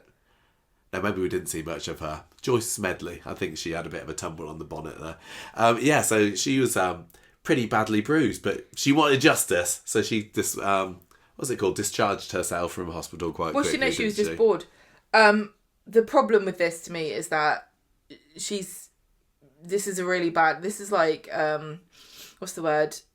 Struck off kind of level of being a bad cop. Like, you don't get run over by a car in the pursuit of a what's it called, a mugging, and just not say anything because you didn't want to worry your daughter. Why would she ever find out? Yeah. You could have told everybody at work, I got run over. I mean, her story is, we wanted to investigate the Joel case, but I think this bit was a bit silly. Yeah, was it just put in there? Because I think they seemed desperate for us to think that Swain could have possibly killed I never thought. Joel. I never thought that she did. I always believed she was never there on the radar. No. But anyway, back to Joel and Dee Dee, sorry. So he's trying to convince her that he never lied about her. He loved her. Lied to her, I guess. She means everything to him. And Dee Dee says, look, I just don't believe you. Don't forget, you've been lying all this time. What about Frankie, your son, who you were trying to kill? She says he's beyond insane. That's Joel, not Frankie. I'm sure Frankie's lovely.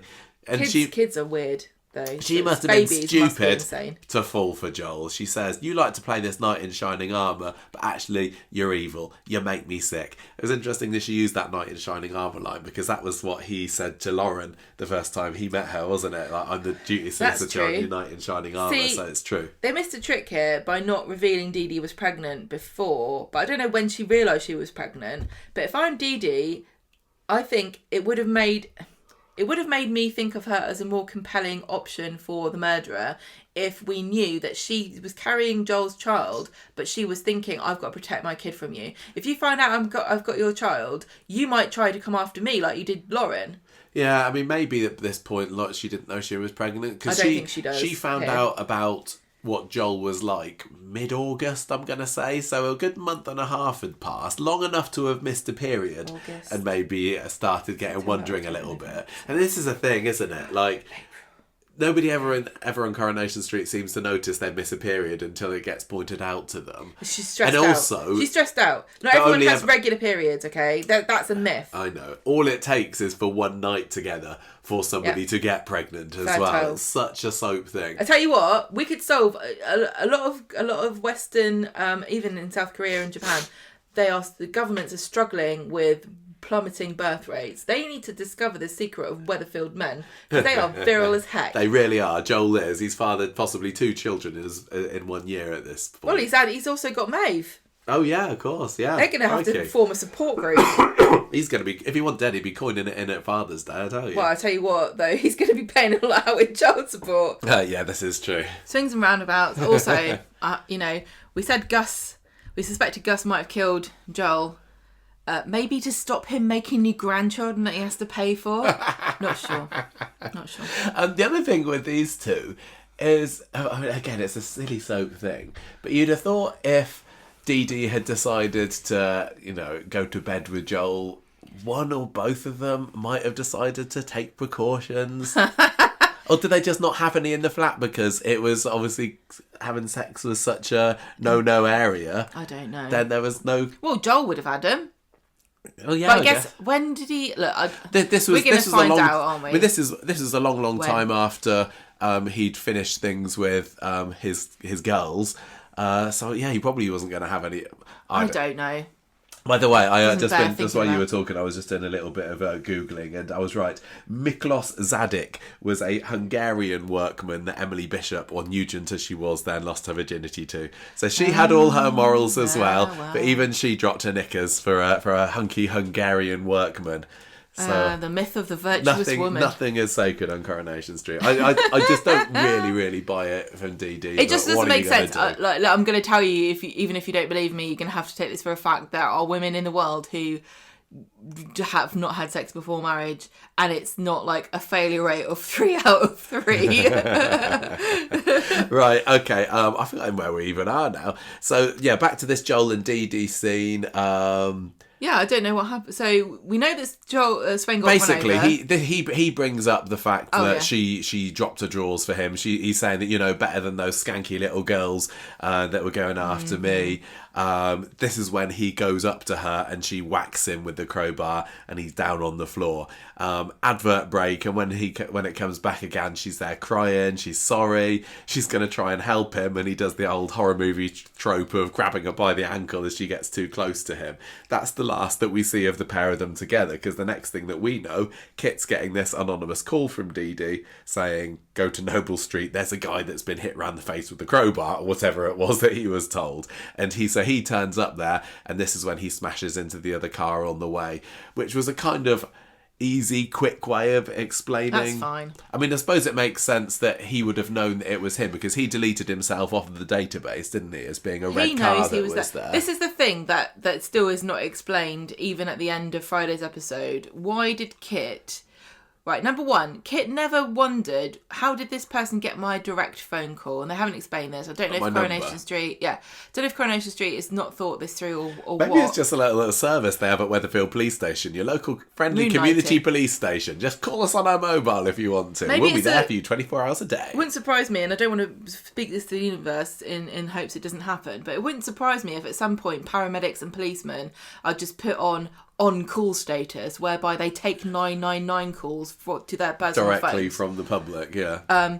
So yeah, he didn't consider this, and he also has never taken this into consideration when he's investigating.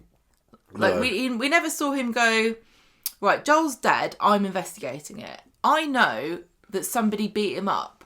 I could pin it on them. Who is it? Yeah. It doesn't really we didn't make get to sense. see Dee Dee concealing her voice, did we, to make this Hello? phone call? We just saw the other end of it. Hello, it's me, Alina's grandma. You don't know me, but guess what? So anyway, he turns up at Noble Street, smashes the other car, accident. scrapes it, and then we see the taunting Joel scene, etc., etc. There was nothing new there. I don't think we mentioned, but at some point this episode, we do see a flashback of Kit leaving with his Nathan file. Yeah, I think that's later on. Does this happen before he goes to see Joel or after? After, I think. Okay, so in the information that we have so far, Kit turns up and beats him again. And threatens beats him a bit. They have a bit of a manly wrestle over the car bonnet. Well, don't they? basically, Joel's going, don't bother having a go at me because I know about Nathan. And Kit's like, well, I'm the good guy, so screw you. Yeah, so it's after that he then goes back to the station and gets the Nathan file as if nobody's going to notice it's missing, but maybe he just wants to doctor the evidence that's in it or something. I don't know.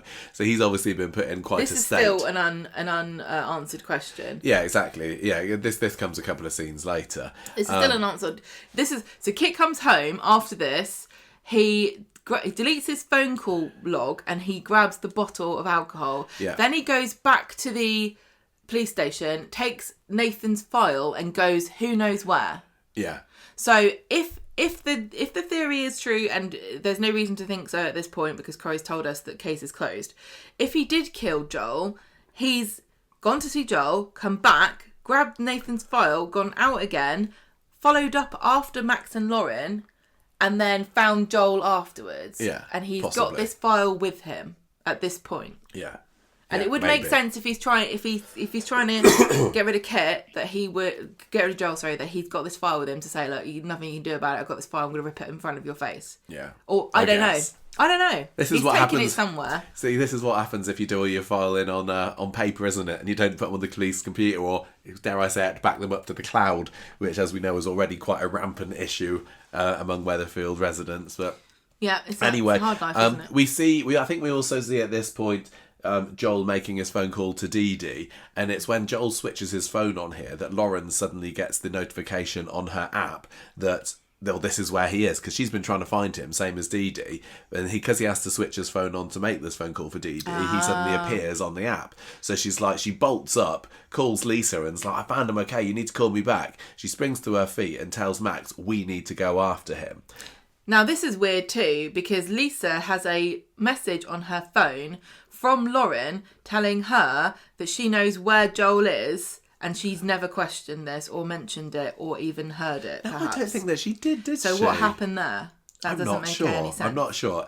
Anything that we're missing, and is really obvious to all our listeners, by the way, please do write in and shame I want us to know. for not knowing things. I want to know. So Max and Lauren leave number 8. Lauren passes him the CS spray and says, Are you sure it was Lisa that Lauren phones and not Dee Dee? maybe it was Dee Dee. I don't know. Oh, actually, I've got in the notes here that this is when Joel leaves the message for Dee Dee after. God, this is too confusing, isn't it? Okay, I told you it's not exactly clear the chronological order of these things. Maybe you're and right. you said, oh, no, I'm I pretty know sure, everything. pretty sure. And you don't even know look, reading your own at notes. this point, it looks like Max is going to go off on his own to confront Joel, which tied in with what we'd been told on Wednesday. And we don't find out until much later in the episode that actually she tagged along with him in the passenger And I'm seat. still seeing people on Twitter not realising that she was in the car. She was with him all along. They clearly show her in getting in the car. Yeah, later on. You might have missed it because it's easy to miss things, but that's what happened. So we see Max arrive at the viaduct. He finds Joel's car, finds the suicide note inside, takes a look up the top of the viaduct and is like, right, I'm going up there. Because obviously, I guess he must have thought... Up there? Who? Joel.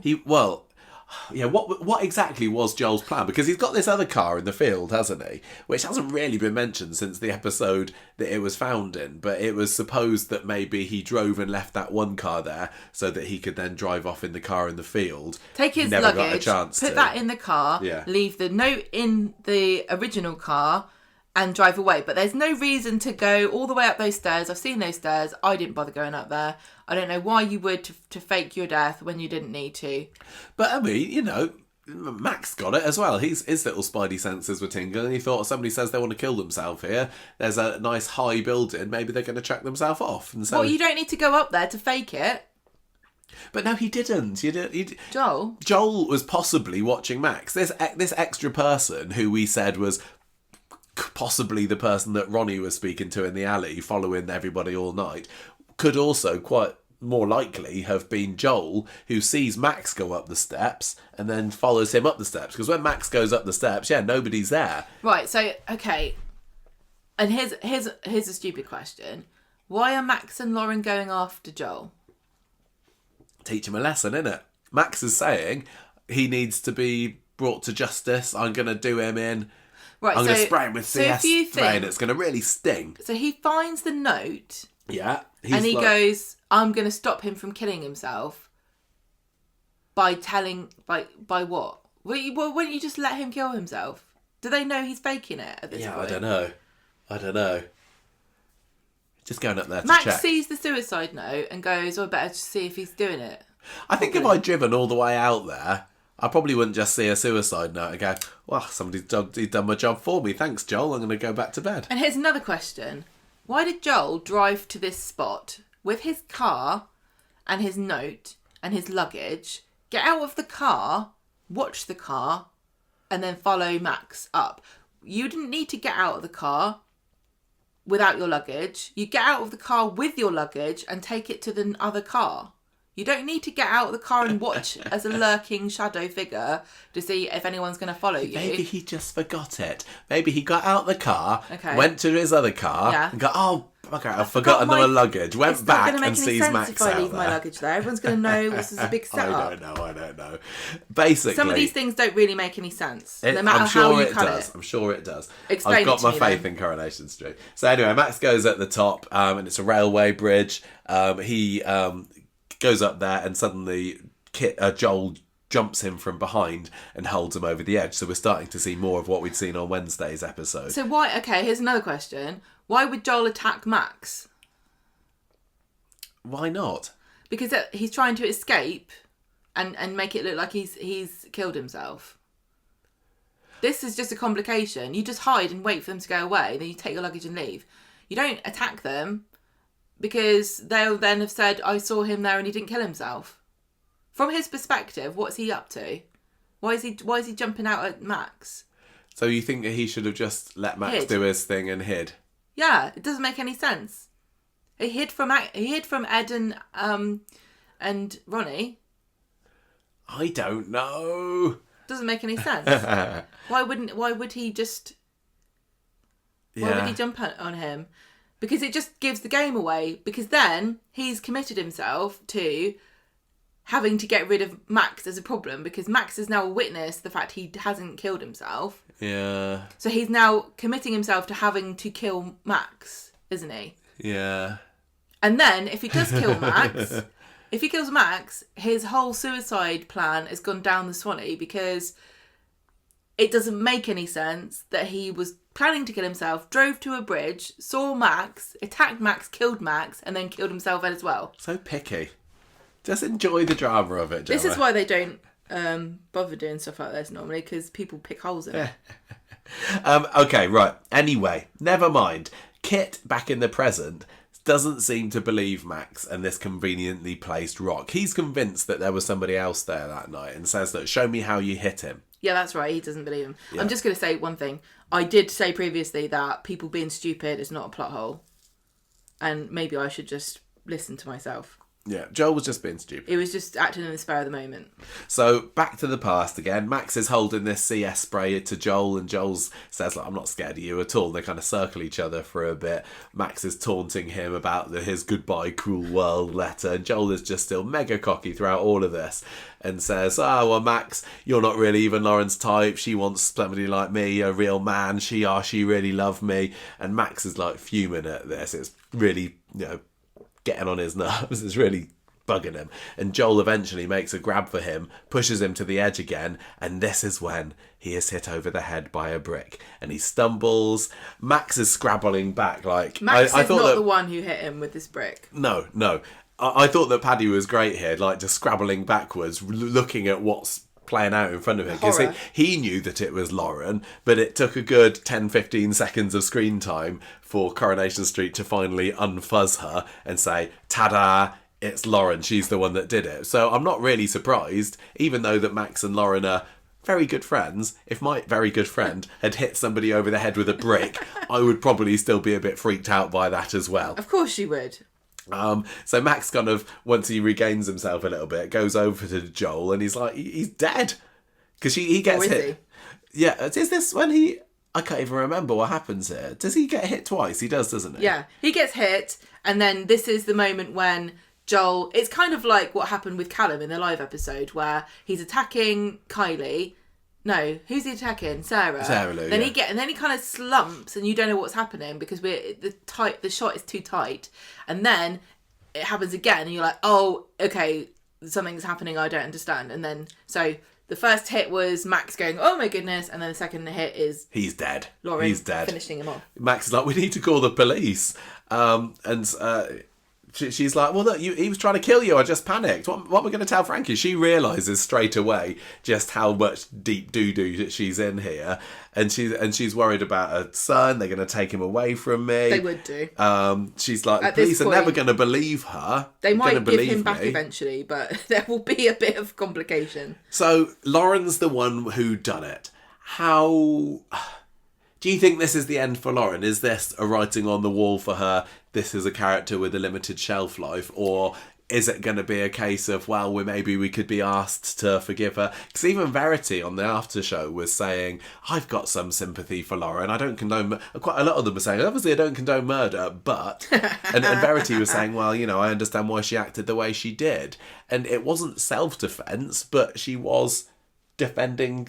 somebody whose life was at risk. What was she supposed to do? Right, the problem here is that they've driven to confront him and then he ended up dead. You're going to find it very difficult to defend yourself in court, to say, oh no, Your Honour, I didn't have any ill intentions towards him. It just so happened that I was going to confront him and then he died. Do you see? It doesn't make any sense. What were you going there to do? You can't really have an innocent explanation. There isn't one because I don't even know what they were thinking. I'm not sure what their plan was. But the other thing is, like, in fiction, I'm fairly sure quite often people will get away with stuff like this where they end up like killing somebody in a kind of completely explainable way. And then that's the end of it, and there's no more questions asked. But in real life, I don't think it's the covering up. That's the problem. How many times in real life has somebody really gotten away with killing someone and saying it was self-defense and then covering up the body and throwing it somewhere or disposing of it in some manner and never saying anything until they got found out? Does that really happen? Do you get away with it? Are there any big cases I'm thinking I can't think of? Because, like I said, fiction happens all the time. Yeah. Especially to young, beautiful girls. Does this count as manslaughter rather than murder? Because I'm not getting involved. I don't think it was premeditated, but like you said, they certainly had some kind of intentions when they went there. But she didn't clock him round the head because she was like, right, at last, this is my opportunity. Because Max was the one that was wanting to go out after him anyway. It's being able to prove it. Yeah, I mean, it's not very often on Coronation Street that somebody does kill somebody else and gets away with it. Now, maybe we're seeing a bit more recently. Toya is still walking free after admitting to the world, yes, I drove into that wall on purpose. And even saintly Anna Windass, who stabbed Phelan in very similar circumstances to this, because Phelan shot Michelle in the back of the bistro and Anna decides to disarm him by running into him with a knife. And she turned up specifically to confront him. Yeah, quite, exactly. And she's like, la la la, I'm free, everything's fun. So it could well be that Lauren gets away with this and we're supposed to believe that we're just supposed to be happy with this because, well, as Ed said, he deserves to die. But how's this gonna shake out? Because you've still got Max and yeah, okay, so the other problem I have with this is if the whole thing is a ruse and Kit is involved or Joel, whatever, somebody wrapped, if Corrie hasn't dropped the ball and Joel really was wrapped up by somebody else who's not involved in this, and Kit was involved, why is Kit asking him, well, specifically, how did you hit him with a brick? Yeah. He knows he doesn't know. He knows he doesn't know the answer to this because he's the one who did it, or he knows more than he's letting on. Yeah, I wonder. I don't know. But one of the things that I've not been a huge Lauren fan. I think I liked her more when she first came into it. Right. I really liked her when she was part of that racist group. But I was, she's just been really miserable, hasn't she? So when I saw that she was there holding the brick, I was like, oh, okay, well, this is who I thought it was. Eventually, although fair play to them, I have been saying Kit all along. But on the plus side, this probably means that Lauren's going to go. And she really does kind of seem to fit the type of character who doesn't stay in the show for very long, doesn't she? We've seen characters like this come and go. They're into the show for a couple of years, then off they go again. And I thought, well, okay, I didn't really like her. Now she's going to go again. But still in the back of my head is the thought that maybe she won't, particularly if it ends up turning out that she didn't actually kill him. Although what they did do to him certainly deserves more than just a slap on the wrist, because they did throw him over a bridge to, and that's got to count for something, right? Yeah, you can't just throw people off bridges. So do you think that this is going to be the beginning of the end for Lauren, or are we? And if she does, what's going to happen to Frankie? Or I think long gone are the days where there's inconvenient plots for a character Corrie wants to keep. Yeah. I think Corrie's now jumped the shark a bit. And I can't pinpoint exactly when it was, but I'm sure other people could tell me when they think it was. That, it's just got to the point where they're not going to let up if they think it's worth keeping someone. They can let him literally get away with murder. I think Gary, to me, is a pretty notable... Oh, yeah, Gary, of course. Because I do think there's a lot to be said about what really did happen and why did he stave his head in. Well, yeah, and with Rana as well. We know that he was not directly, but indirectly responsible for Rana's death. There's a whole load of killers still roaming on the street. Lauren, you got nothing to worry about, love. Don't worry about it. Yeah, you'll be fine. Anyway, so... if they want to keep Lauren, they will right around this problem. Well, I also found, watching Wednesday's episode, I was feeling strangely invested in the Max and Lauren relationship, particularly the bit where he tells her that he loves her and they have a little kiss. I did think that was actually quite sweet. And I did like them as a couple, couple-ish, way back when they were involved in Griff's group. It was just when she came back into the show, she never really quite clicked for me. But, maybe this is the beginning of a new era for Lauren and maybe one that I enjoy. I don't know. So, anyway, what drama. Back to the present. Max is still being interviewed by Kit, but he's tired. He's like got his head on the desk, I think, at some point. And Joel's whittering on about angles and snooker, and I was always really good at snooker. Clearly, Max, you don't know what you're talking about, because the angle of impact this brick had on Joel's head, you could never have done. It doesn't line up with what you're telling me. So Max, back in the past, is realising that they could all pass this off as Joel's suicide, and he says, look, if we just chuck him off the edge here, and maybe he'll get hit in the same place by a rock down there as you've just hit him with the brick, we'll get away with it. So they take him to the edge. Max pushes them over. This is the same scene that we saw on Wednesday, except we get a few extra bits of her helping to heave this guy up off the floor as well. I did enjoy on the behind the scenes stuff that we saw, the scenes of Callum Lill just flopped out on the on the railway tracks there, and we got to see the bricks a few times as well, didn't we? The little spongy brick that they used, and it seemed that Kate Fitton had derived much pleasure from hitting Callum Lill around the head with this brick as many times as she could. Why wouldn't you? Yeah. So back in the past again. Max is like, well, but back in the present. Max is still saying I was on my own and Kit doesn't believe him. So in the past, Max is sitting by the side of the road in David's car. Lauren's sobbing on about how she's a killer. Max says, look, Frankie is better off without Joel. He's lucky to have you. Look, I'm going to make this okay, I promise. But she's like, no, I don't believe you. I don't blame her. If I've just done this, I'd be pretty irrationally lost my mind as well. And so But then he does the most irrational thing, which, as I think I said earlier, throwing the brick out into the field where it quite possibly could be recovered at a later date. Yeah, maybe not the best thing to do. I don't know how they found this bloody rock. It doesn't make any sense how they found this rock. Well, how did they find this rock? They're just combing the field. You know, maybe it's another thing that Kit had Tinker out to do. Like, I'm going to send you out into this field in the middle of November and I don't want you to come back until you found a murder weapon. 3 weeks later, I found something, Kit. I guess the fact that spray was there in the same place made them look more closely at this rock. Yeah, I guess so. Because the other thing also, which, you know, they haven't brought into it, but it would have been probably part of what they did to prove that Max is indeed the person who did it, is to check David's car for detritus from this rock, because it would match. Yeah. There would be dust or bits of gravel or some kind of broken off bit of a rock that would be still in David's car. Well, as we say, you live and you learn, Max. You're not going to make that mistake again, are you, on your next kill? So Max is told, back in the present, Kit still doesn't really believe him that he was on his own, but the evidence that he's being told has led him to say, well, I'm charging you for murder.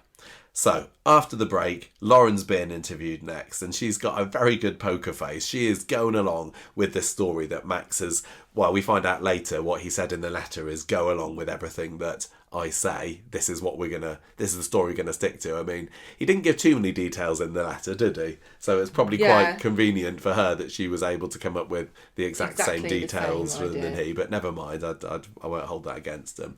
And she's asked about this tracker, and she says, well, I just wanted to use it to make sure that Joel didn't go near me. I didn't want to go after him with it. Not true. She's sticking to Max's story. She says, look, he got back, I woke up, this is when I went outside and saw him with the suitcase. That's what Carla saw. And Max told me the suitcase didn't matter, and because I loved him, I just went along with it. He doesn't believe it, but you can't prove that she's lying, I suppose, at this point. Craig comes round number 8. It's the next morning, and he tells David and Shona that Max has been charged. They're still both, you know, dealing with this information that Clayton is in hospital. Yeah. So this just adds to the drama. Never mind what's going on with Jesse and Gail at the moment. Like, who? Jesse and Gail. The fact that they're engaged and nobody seems to want to... Yeah. This is a bizarre story. There was a woman in it called Gail. Once upon a time. Oh, yes. I think how is she related to David, though? I don't know. Is she, like, honestly, the landlady? What is this story doing? What is happening with Gail? Why is she not in this? It is a big plot story, and she's nowhere to be seen. She's planning her nuptials. So, Dee Dee's back at her flat later. This is where she's trying to hide the pregnancy kit from Ed and Ronnie. Bizarrely, it's in her bag. No. It's a pregnancy test. A pregnancy kit is probably got a bit more fluid involved in it. She's got this pregnancy test in her bag. Does she expect that they're going to come in and say, I'm just going to root around in your bag, Dee Dee? He goes for the cupboard to get some tea bags out, and she's like, get lost. But why did she have to hide the bag in the cupboard? No, I don't know. Like... Because everybody immediately gravitates towards a pregnancy test in any scene. Anyway, they're trying to convince her to just have a chat with us. Let's watch a film. And she's like, no, leave me alone. I need some time on my own. On Netflix. You want to watch that? So David, meanwhile... It's got that bloke from Schitt's Creek in it. David, meanwhile, is trying to get some information from Swain in the street. Sees Lauren by the bus stop, strides over to her and says, right, you need to tell Kit that Max is innocent. I don't believe a word you're saying, but she's like, no, she's sticking to the same story. Why does he think that she knows whether Max is innocent or not? I just don't think that he believes that Max is capable of this. Yeah, I think so. How does he work that out so fast? He's a smart cookie, is David. I can say no more. Kit's in the pub, all worn out after everything that's gone on. Swain finds him and says, look, why was Lauren pulled in for questioning? Why grill her if you've already charged Max? And he says, look, I know that Lauren was there that night. I know it. Again, this could tie into, was he there as well? Because we do not know where Kit went with that note, with the notes about Nathan. No. But the thing is, though, if he's involved, why is he rocking the boat? I don't know. This is why Swain was under suspicion at a certain point, because she was saying things like, oh, well, definitely, Joel killed himself. If that's what everyone else thinks. Does everyone else think that? It must have killed himself. Yeah. Yeah. Basically, the episode ends with Lauren reading out the note from Max saying, I love you, and if you love me, you'll do as I ask. So this is the reveal of how Lauren knew what to say to the police, and it was his plan all along. What a guy. When Swain was saying, I think he killed himself, did anyone say to her, doesn't make any sense because he wrapped himself up? How did that work? No, I don't think so. I'm just wondering if there's... I'll give up. So, I quit the show. No, you don't. So, that was the end of Friday's episode, and I am still very, very intrigued as to what's going to happen on Monday. I've got no clue what's going to be going on, and even whether, is it just going to be this story, or is it going to be a mixture of other stories? It feels like there's a whole lot still to come here. I was kind of hoping it'd be more drawn to a conclusion, but it looks like they're hoping to drag this out. Well, that sounds like a negative way of saying it. It looks like they're planning to extend this for definitely weeks and months to come, doesn't it? Well, there are definitely some outstanding things that came up in the episode that are, number one, you got Max and Lauren, the fact that Max didn't actually do it and Lauren did. You got Dee Dee being pregnant possibly, and you've got Ronnie with his hitman, with his thug. Yeah, I hope we get to see a lot more Ronnie. I'm very intrigued by that. I've got to give a shout out because Sophie on our Facebook group did ask to be shouted out that she guessed it would be Lauren. So congratulations. Well, she's not the only one, Sophie. Okay, so congratulations to everybody who guessed that it was Lauren. If you guessed it was Lauren all the way along, right from the beginning, and you're stuck to your guns, then big congratulations to you. No. I don't know. So, episode as a whole then, Gemma, we said that it kind of lost its steam towards the end. But are you still... You said in the short yesterday you're bamboozled. Now you've had time for it to process a little bit more. Would you say that you did like it on the whole? Presentation and all?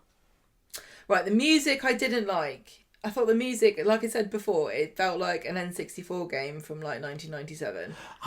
I don't know why, but it didn't really bother me. I think it's worn me down so much. It may be a year ago, 2 years definitely, I'll be watching this episode and going, what on earth is that? Coronation Street doesn't need incidental music in the background. And I still think it doesn't need it. It 100% did not need for any of that to be in last night's episode. Well, we've had 60 years worth of big reveals of murderers and massive truths that have come out without having all of that malarkey. So even though it didn't need it, it didn't really bother me that it was there. So I think this is the one step closer towards me saying, oh no, Coronation Street should use dramatic music and wonky sound effects, which is probably what I think that they're trying to get us to think.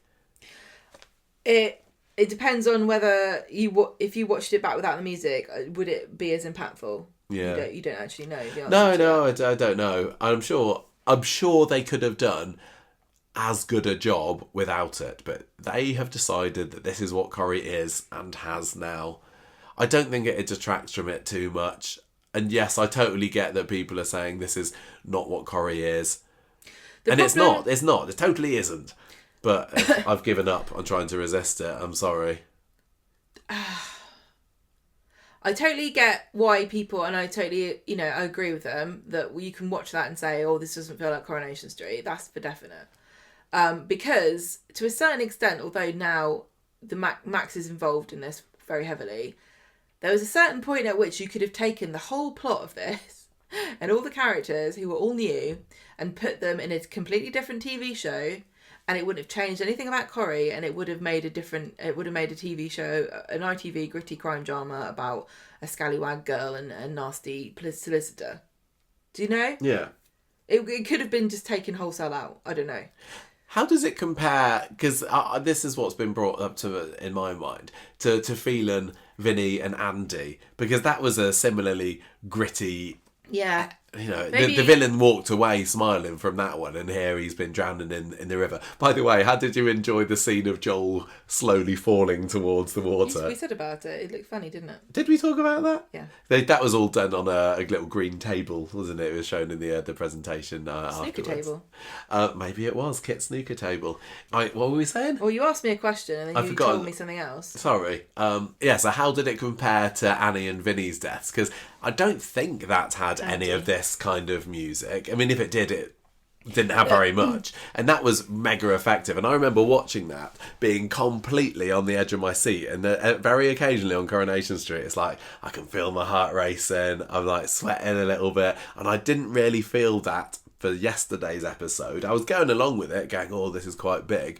But I didn't feel it was quite so raw and harrowing as that had been. So it was funny when some people on Twitter or wherever were saying, you know, this is the worst episode of Corrie ever, this is so completely un-Corrie-like. But, you know, sometimes that is what Corrie's like, isn't it?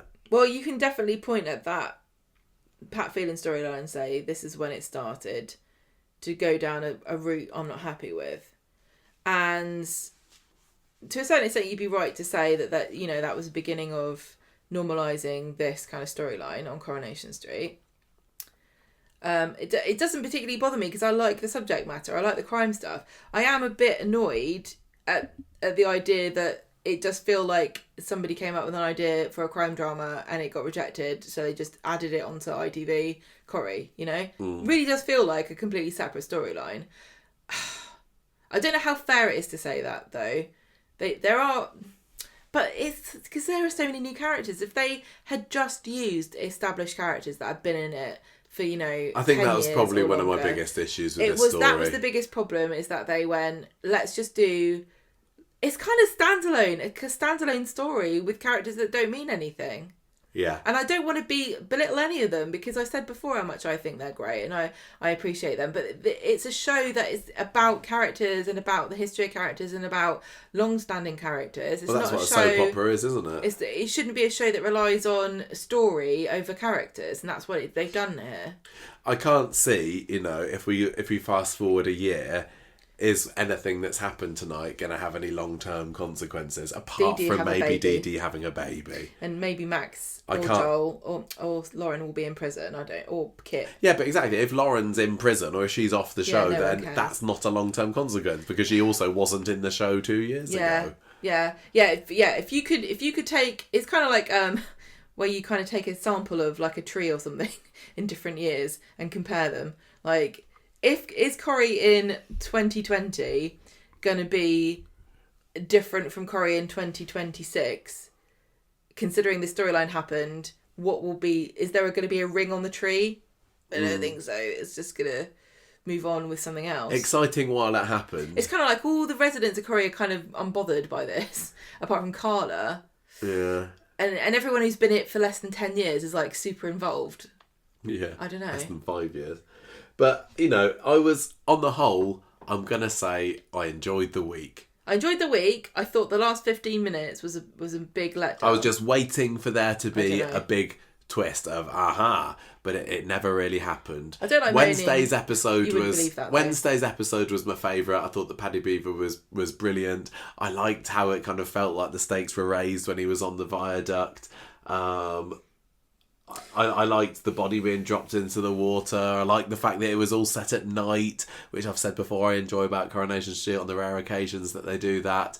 But it didn't quite hit the highs of some of the other comparable episodes, like the Vinny and Andy one for me for some reason. And partly that reason is the characters involved. Not that Andy and Vinny were particularly long-term characters either. I mean, Phelan wasn't at the end of the day. No, that's true. But I think... And neither was Andy. Yeah, that's what I said. But yeah, it was a fine week. It was a fine week. And neither was Luke. No, that is true. That's true. I think. Yeah, I think this is like a kind of story of diminishing returns, right? When you compare the last three killers, even though Joel isn't a killer, this is a killer storyline, really, because somebody died. But you've got Pat Phelan, you've got Uncle Stephen, and then you've got Joel. So we started off with, and go back one more, and you've got like John Staple, whatever. But really, you're comparing everything to the OG Richard Hillman. Yeah. So you had Pat, who kind of arguably didn't really kill Michael, and then he did kill Vinny and Andy. Well, he got Andy to kill Vinny, didn't he? So he killed Andy, he killed Luke. Those people weren't in the show for very long. Then you had Uncle Stephen, who killed a bunch of people that were literally introduced to be killed by Uncle Stephen.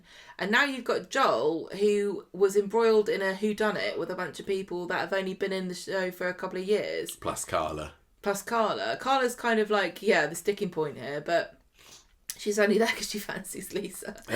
But, it feels like... And it also comes so close after Uncle Stephen. I don't think there's been a time when we've watched Corrie and there have been two concurrent villains of this magnitude in the show at the same time, because Joel was in the show when Uncle Stephen was on a rampage. He just wasn't involved in it, but they were still in the show at the same time. Yeah. They need to probably give it a bit of a rest. It feels now. like an escalation, like, you know, like when but a serial also, killer kind of feeling starts to kill too many victims at once and then they get caught. It's like Corrie's like escalating and they're going to get caught. It wouldn't surprise me if Kit slots into that role now. I wouldn't. It's just something that I don't trust about him. I don't mind it, but I know other people do, and I want everyone to enjoy Corrie. And if Corrie said, "Okay, we're going back to just making it about relationships and characters and friends and family and banter and silly drama, back like it was in the insert your favourite decade here," I wouldn't moan about it because I've had my fun. You know? Yeah. I'm not going to complain. And I enjoyed Corrie when it was that. It's just enjoying it for different reasons. I enjoy this for certain reasons. I enjoy that for certain reasons. Yeah, I know. But what I'm saying is, the people that don't like Corrie because of this, I'm not going to say, well, I'm gonna not watch it if it goes back to how it used to be. That's what I'm saying. Yeah. You're perfectly entitled to say this is a bit too much of a jump the shark moment, but I don't mind it. Yeah. I'm not sure that it's come together. It feels like we made a quiche and it kind of scrambled. What do you give it out of 5 for this week? I don't know what to give it. You got to give it a score. I think